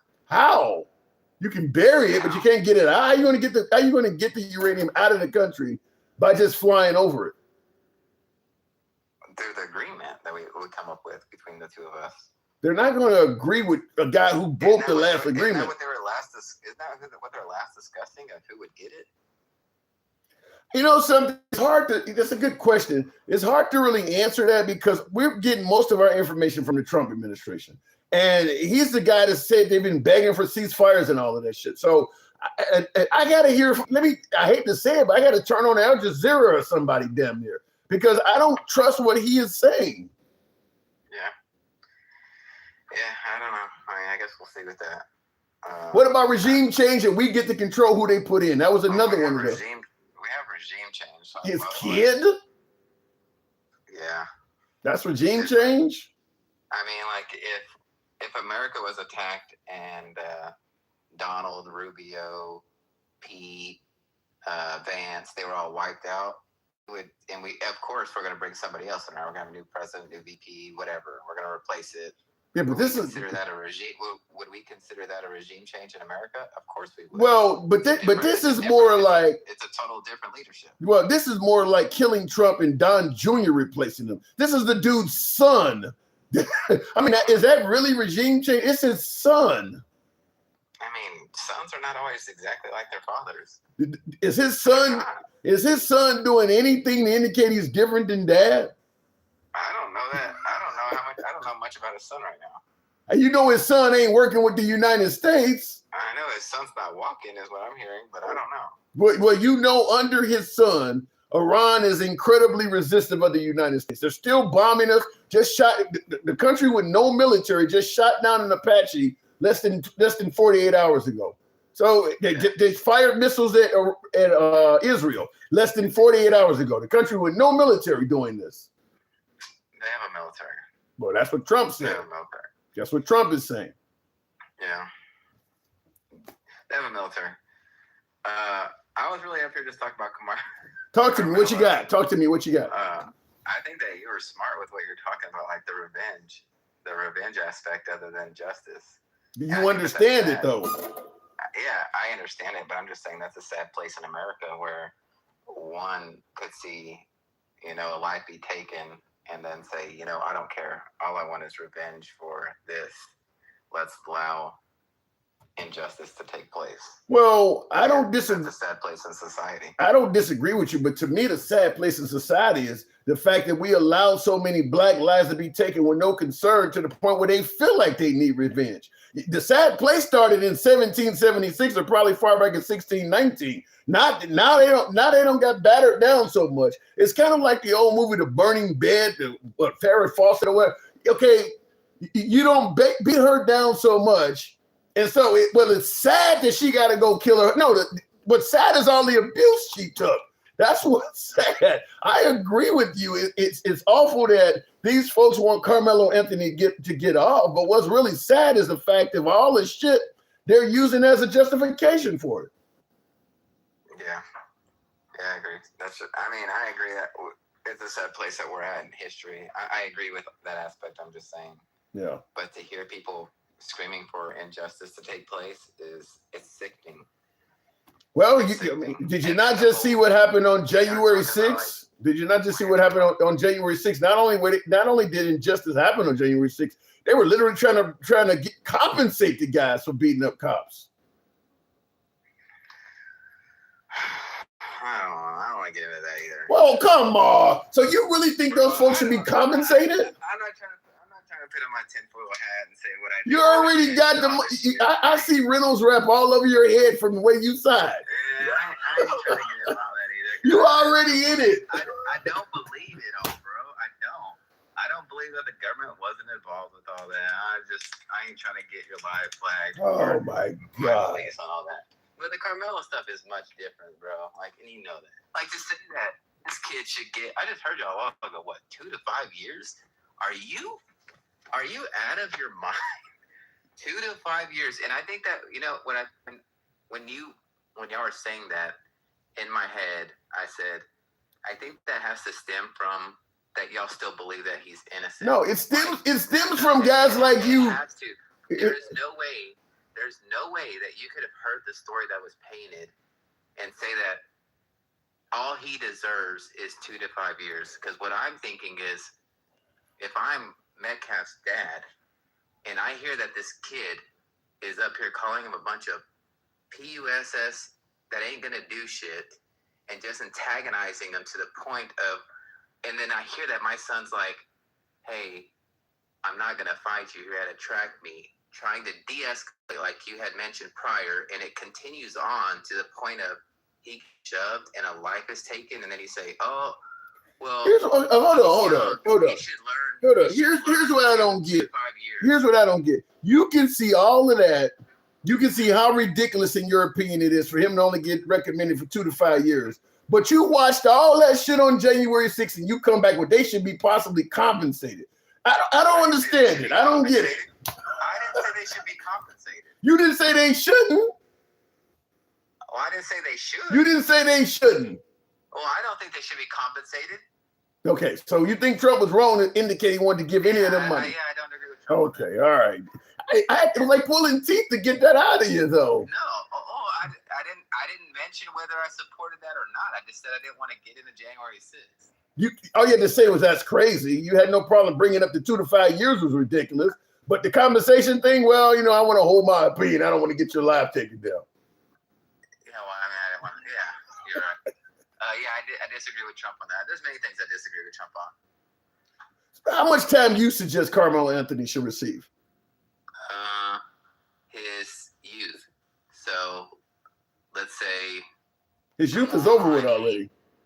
Huh? His youth is already. He's 19. Oh yeah. Well, I'm saying just because due to the sentence, but if you are giving him the leniency where dude's gonna be back right before he turns 21 or something, he's still gonna be able to go party at the bar at the age of 21 or something. How much time? How much time we talking?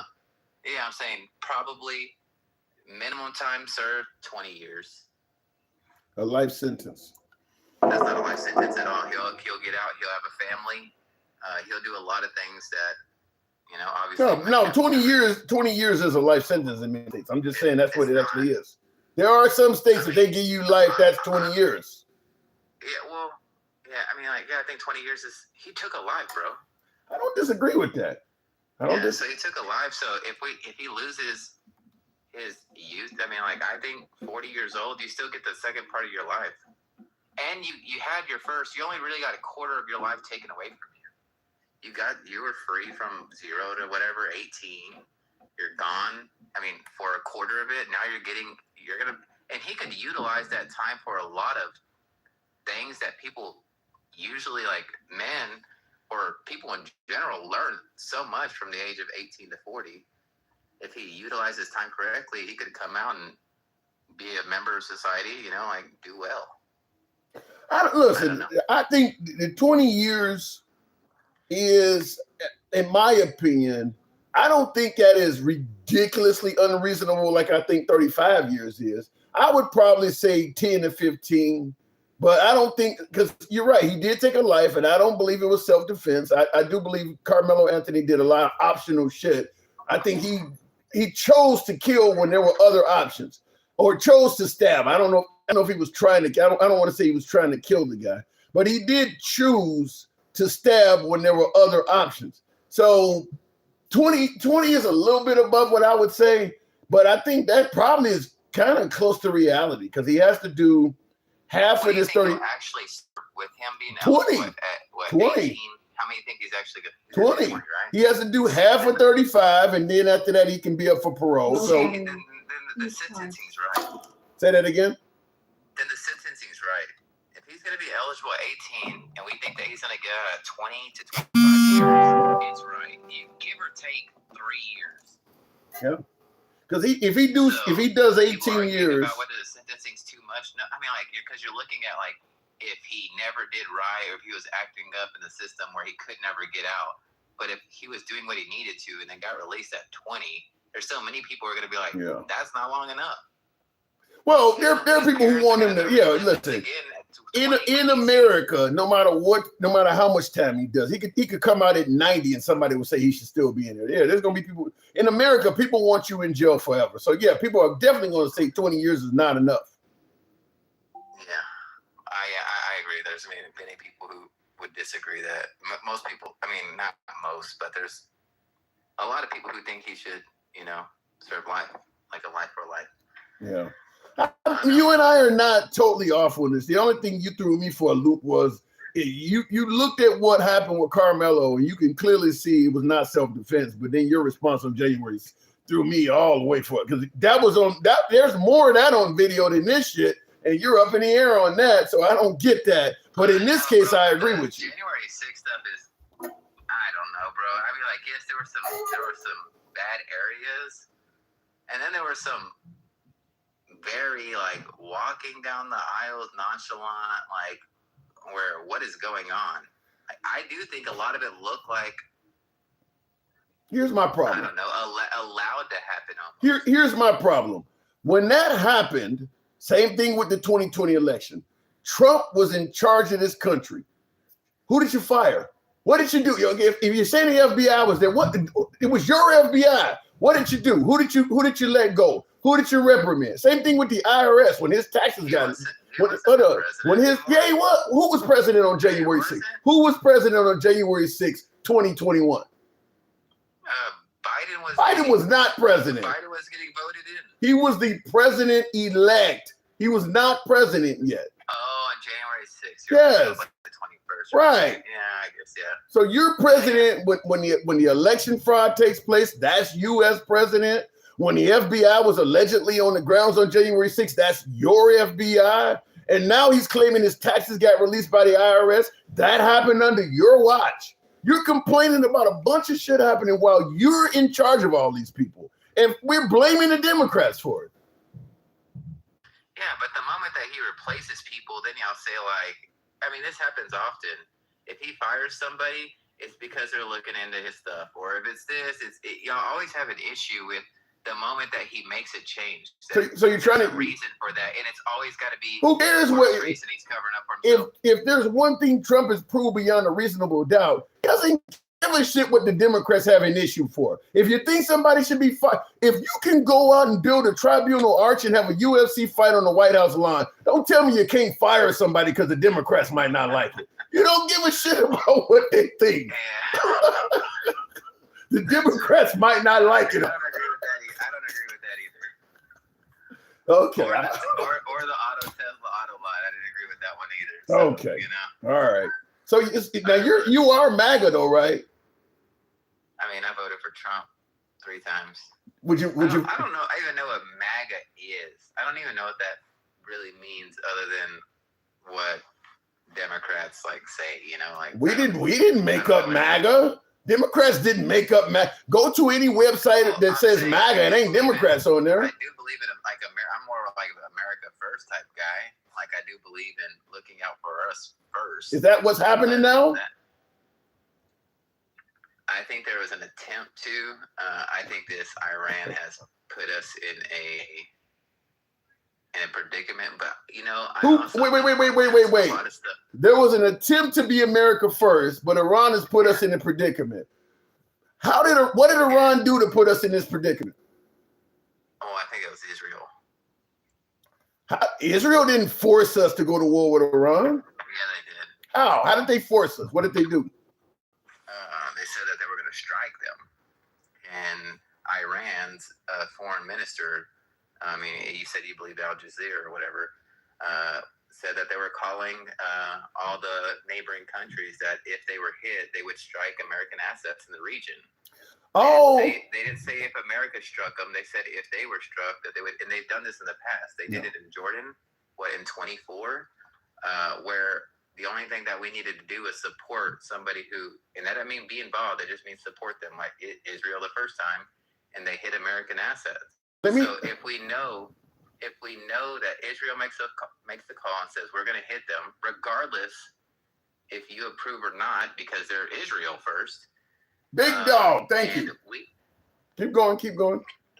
Yeah, and then Iran says, "Hey, if we're hit, we're going to hit American assets." So at that point, it's like, okay, what do you do if you're the president? I got an easy answer for that. Let's hear. And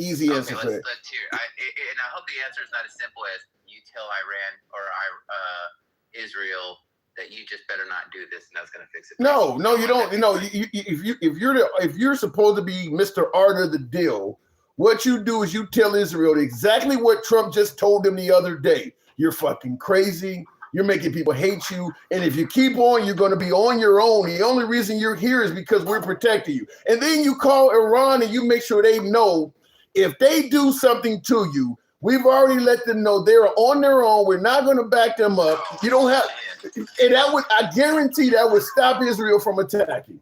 Guaranteed. Yeah, you might be right, but I can already hear the response for that. Who cares what the response is? Oh man, that would be like, oh, I thought we were America first, now we're Iran first. Oh, no, you ain't gotta tell the American people. That's one of Trump's flaws is he talk too fucking much. You make those calls behind the scene. You let Netanyahu know this ain't happening.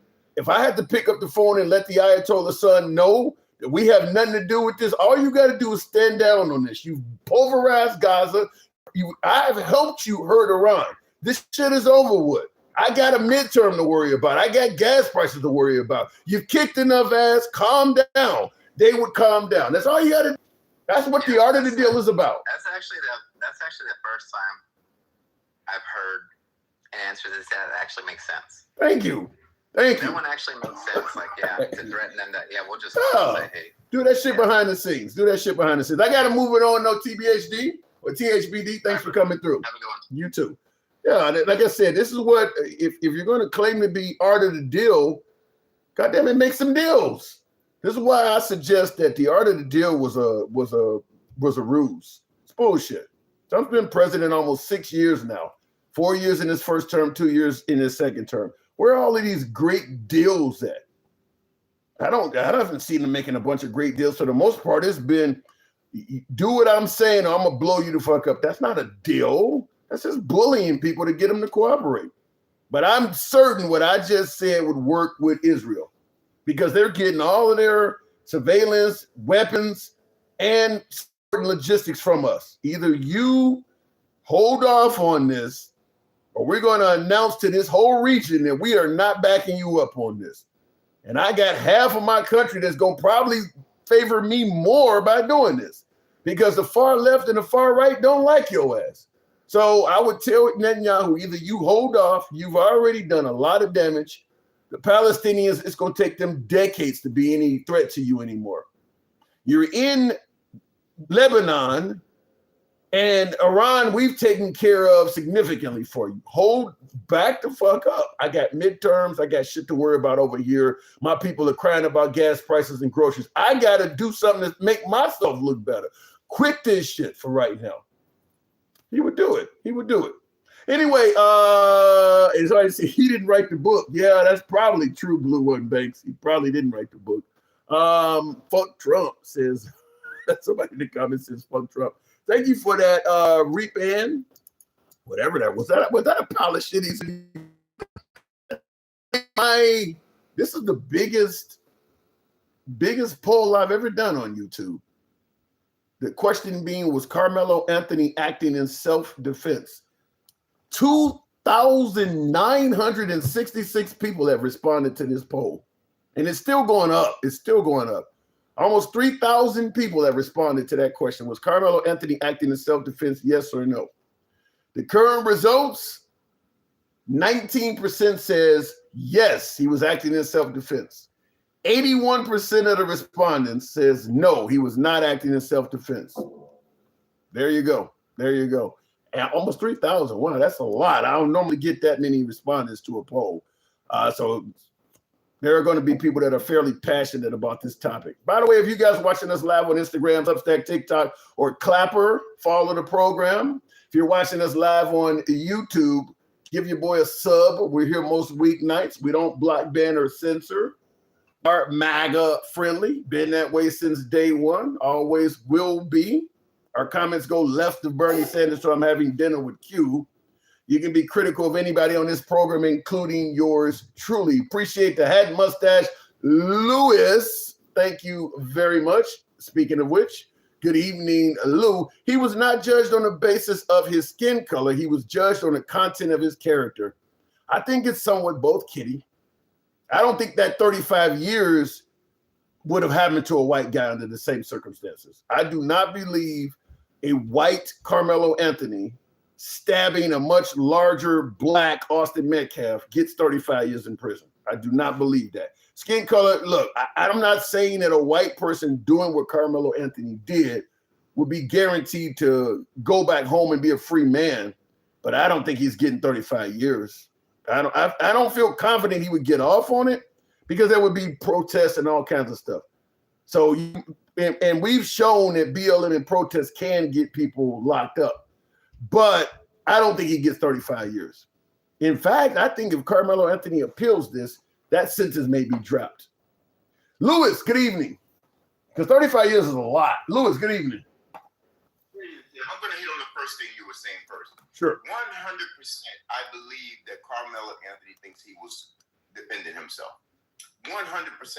Do that. Now, does it look like self-defense to me? Or did he do the right thing? Absolutely not. But I know for a fact, and you should know too, you meathead.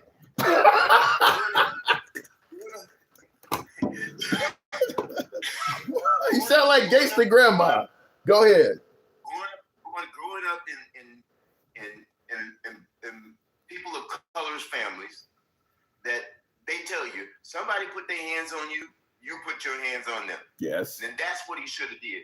And that's what he should have did. Now I'm gonna tell you something. Here's another fact. The knife that he had was not for protection. That knife was. You ever ran track? No. No. When you run track, you go out and you buy a cleat cleaner, or you use a little pocket knife to clean your cleats. Okay.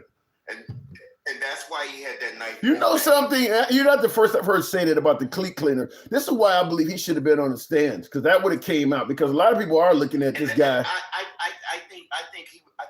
I think he's a wimp, and they thought he would break down and make things work for himself. And that's the only reason they didn't put him on the stand. And I think his defense lawyers were probably the worst ones in Texas, because they were counting on this being just like what you said with I think it was George Zimmerman. I think you said it was with when George Zimmerman when they overcharged him, and they thought by them overcharging him that he would probably get off. That may happen on appeal. That still could possibly happen. And I don't think he'll get off. I think it will be thrown out, and I definitely think the verdict, the sentencing, will be reduced. There's no question about it. So then let me ask you what I've been asking everybody else. So it's pretty obvious you don't think Karmelo Anthony is 100% innocent, correct? Absolutely not. How much time? I say he should have gotten probably 7 to 15. That's the going rate here with the kids in Pennsylvania when they actually use a pew-pew to take somebody out. Yeah. You follow what I'm saying? Yeah. And so they are shooting at people. People say, well, they're shooting at people to shoot at them. Not in all cases. Some of those people that they take out are unarmed. My nephew shot a guy that was actually unarmed that was running away from him. Wow. What kind of time he get? 11 years. 11? Got 11 years. Yep. In Pennsylvania, 11 years is 11 years. You don't get no good time. But here's the difference, though. Here's the difference, though. And this is where some of my MAGA said, my beloved MAGA are going to think I'm getting this wrong, but I do believe you get less time if you shoot another black man. If Karmelo Anthony and Austin Metcalf both were black, Karmelo don't get 35. I don't think he gets 35 regardless of what his color is. If it wasn't such a high profile case, right? We wasn't in such a polarized environment right now. Period. I don't think white or black gets that much time. I'm just sorry. Right, and black on black is not going to be anywhere near as polarized as this. And I'm gonna tell you, right, exactly. Whatever they give a white guy, you can cut it in half. Me, a black guy, you can cut it in half for a white guy in the United States. That's just the way it is. Wow. But Tim, he should get some time. Let's just be for real. He should learn from this, because he could have just gotten his ass up and walked away. Yep. I'm surprised. Now, go ahead. Now, it could be hard. It could be tough when you got a whole bunch of pretty track girls sitting around in front of you, and you trying to not be the big wimp. And I think that's what got him. Well, I hope he took some pictures of those track girls, because he's gonna be needing to jag off. He ain't gonna have no access to them for a long ass time now. It's some pretty girls in prison too, even in the men's prison. Trust me. Oh my God! Oh no! You know how we liberals feel about what's a woman. You know what I'm saying? Oh no! Don't do that! Don't do that! I'm gonna tell you something, Tim. When I went to work at Camp Hill Prison, which is the main prison here in Pennsylvania, it's the main state prison. When they were taking me through the prison after I got hired and everything else, they said, we're going to take you over here to the men's side of the prison and show you the men's side of the prison. Then we're going to walk, which is about 300 yards from where we were at the women's prison where they have the end processing at. They said, then I'm going to take you over to the women's prison. We were walking down this corridor, and we got to this one cell with this one big block. And I looked over there. It was all pretty ass, fine ass women.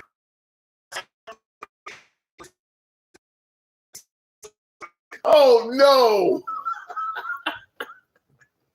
Wow. And Tim, and this is the funny thing about it. When I did finally make it over to the women's side of the prison, I'm telling you something. The men on the men's side of prison look prettier than those women. Women go to prison. Now this is a fact. Before you make that point, I got several people in the comments asking questions like, "Are you the glory hole dude?" They got it right? these stories, Tim, because I like seeing your face when I tell you these stories. You blush like you Because this is some shit I ain't never heard of. Oh my! This is those back categories of porn. This is like back pages type shit. This ain't what I put in as a search on the hub. But keep going. I hear you. See, I ain't never even been on no pub. We didn't have that when I was a young man. I'm 67 years old. Okay. Tim. We didn't have no push button YouTube and all that. Probably makes you. You're probably better off without it because from what I can hear, watching a lot of that stuff can hurt relationships. I actually heard it can be pretty addictive too. Yeah, I've heard that too. He kept borrowing money from me, and one day he left his phone at my house, and I said, I'm just gonna look on his phone. And all I seen was those girls where you look and they do that whatever you want to online for 99 cents a minute or something like that. Yeah. And, I mean, he was going broke, and this guy's pretty well off, retired military. Tell you something though. Here's the man in me that comes out, some single man type shit. It's better to pay for it up front than to marry and pay for it on installments. So I mean, if he paying 99 cents a minute, at least you know you're giving up 99 cents. You're never going to leave an OnlyFans girl and be required to pay her alimony forever. And the only thing is that 99 cents a minute goes pretty fast, boy. Unless you like a early bloomer, you know what I'm saying? But yeah, it works like that sometimes. Well, now, but I think you're on the money. But give them a little break. Remember, these are kids we're talking about here. And that's what a lot of people on these things are starting to forget. I mean, and I'm talking about on both sides. Am I a Karmelo fan? I think the kid was a good kid who just made a bad decision. But you pay for your bad decisions, and it don't matter how young you are. For this guy to be talking about a 19-year-old going to prison for 20 years, a 19-year-old surviving in prison for 20 years in Texas, that is a long haul in itself. Yeah, he's gonna be. When you look at this picture of him here on the screen, you can see the youth in his face, not a worry in the world. He gonna look a lot different as the years go on. He gonna be muscular. He's gonna be harder. I'm not saying something's gonna happen to him, but he won't be the same when he come out. No. He won't be the same. You can't be the same person. Tim, I worked at juvenile detention centers. I've been in law enforcement. I've done all these things, and I'm telling you right now, when good kids go to prison, they come out sometimes worse than when thugs go to prison. Why do you think that is? I'm gonna tell you why. Because when you're Nemo and you get put in the big ocean, sharks don't fight sharks. Oh. Sharks fight Nemos. So that guy's gonna have to throw down a lot to prove himself to survive. Do you know what I'm saying? They come out worse. Wow. Because they know they gotta prove themselves. A thug going to prison ain't gotta do nothing but go hang out with his homeboys. So that basically means though, because he's supposed to serve half of his term, which is about 17 and a half years, and then he qualifies. Right. So chances are, if he's got to prove himself, that sentence might get extended. Yeah, he's gonna make the 17. I think he'll make the 17. But he still might be somebody's wife. You know what I'm saying? I know, man. I know people say that, or he's going to have to join the game to survive. But what about the fact that there's a whole lot of African Americans rooting for this guy? Somebody in the comments early on in the show talked about we're going to make sure we put money on his books. Can he use that money to buy his way out of drama? Absolutely. Money does talk, but money, if that won't survive because you can't give it to everybody.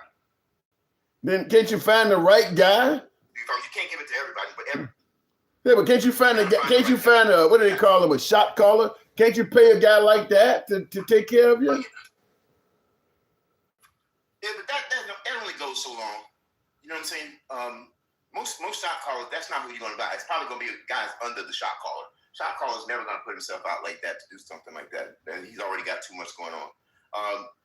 I mean, everybody got to hustle in prison, and I don't care what nobody's. You don't go to prison and just be surviving off money that's coming from home. And trust me, Tim, when you get up there, you kind of die.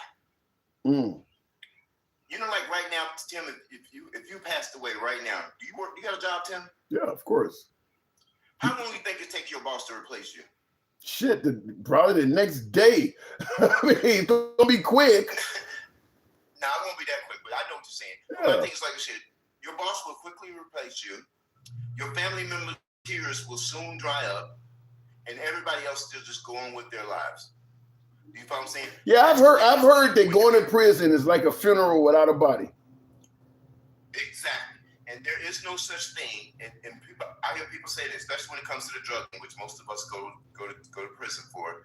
There is no such thing as a victimless crime, even if it is just drugs, because you're hurting your family, you're hurting your loved ones, you're hurting your children. There are victims in every crime. Where I don't think prostitution has a victim. Yes, it does. Who's the victim? That person who's even doing it is a victim. Maybe if they're a free agent, an independent agent, how are they being victimized? Because it never starts out that way, Tim. No girl, no matter how hard her life is, start out saying, "I'm just gonna start sucking dick." Actually, depends on how much you're getting from the dick. I mean, I think Melania Trump made a similar decision. But my thing, you don't know when you first get into it what you're gonna get, and chances are you probably get pimped out. Most of the girls that are out there independent, it's kind of different now because I know girls that are doing OnlyFans and they're making hundreds of thousands of dollars on OnlyFans.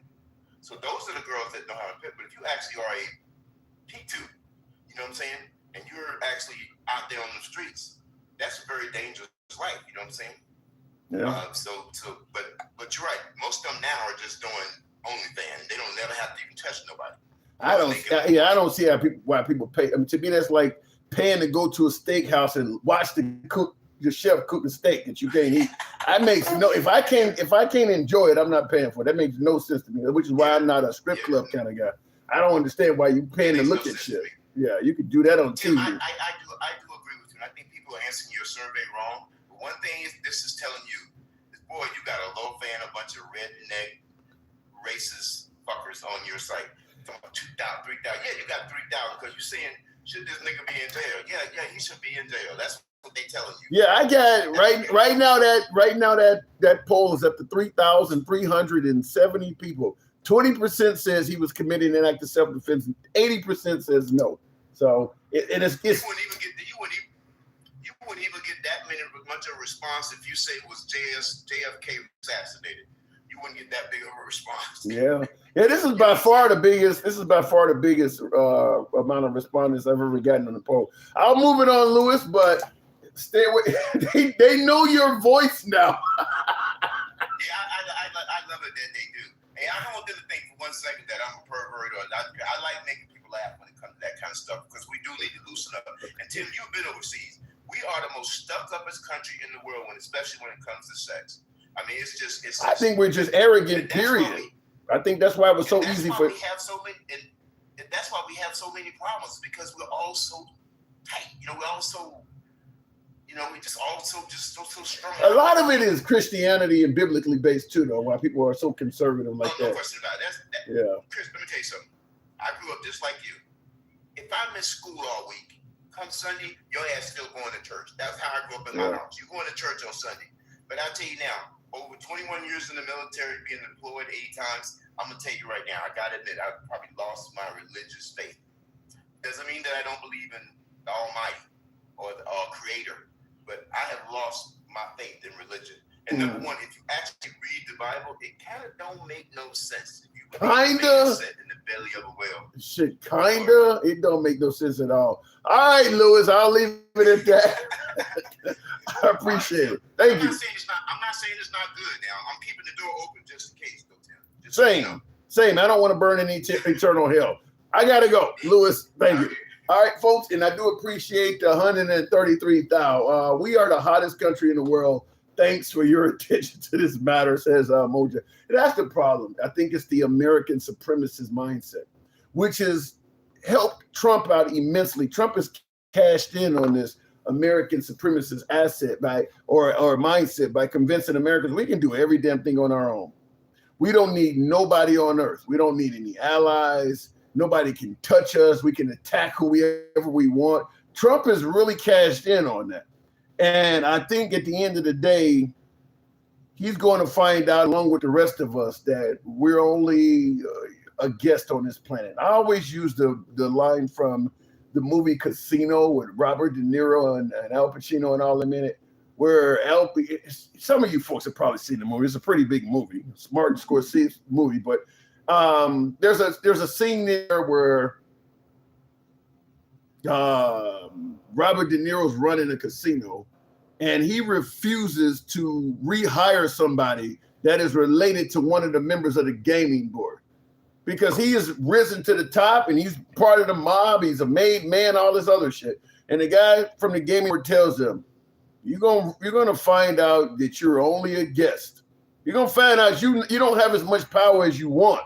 You're not gonna play ball with us. You're gonna find out you don't have as much power as you think you do. And I think that's where we possibly are. Is that we're gonna find out on this planet we're only a guest.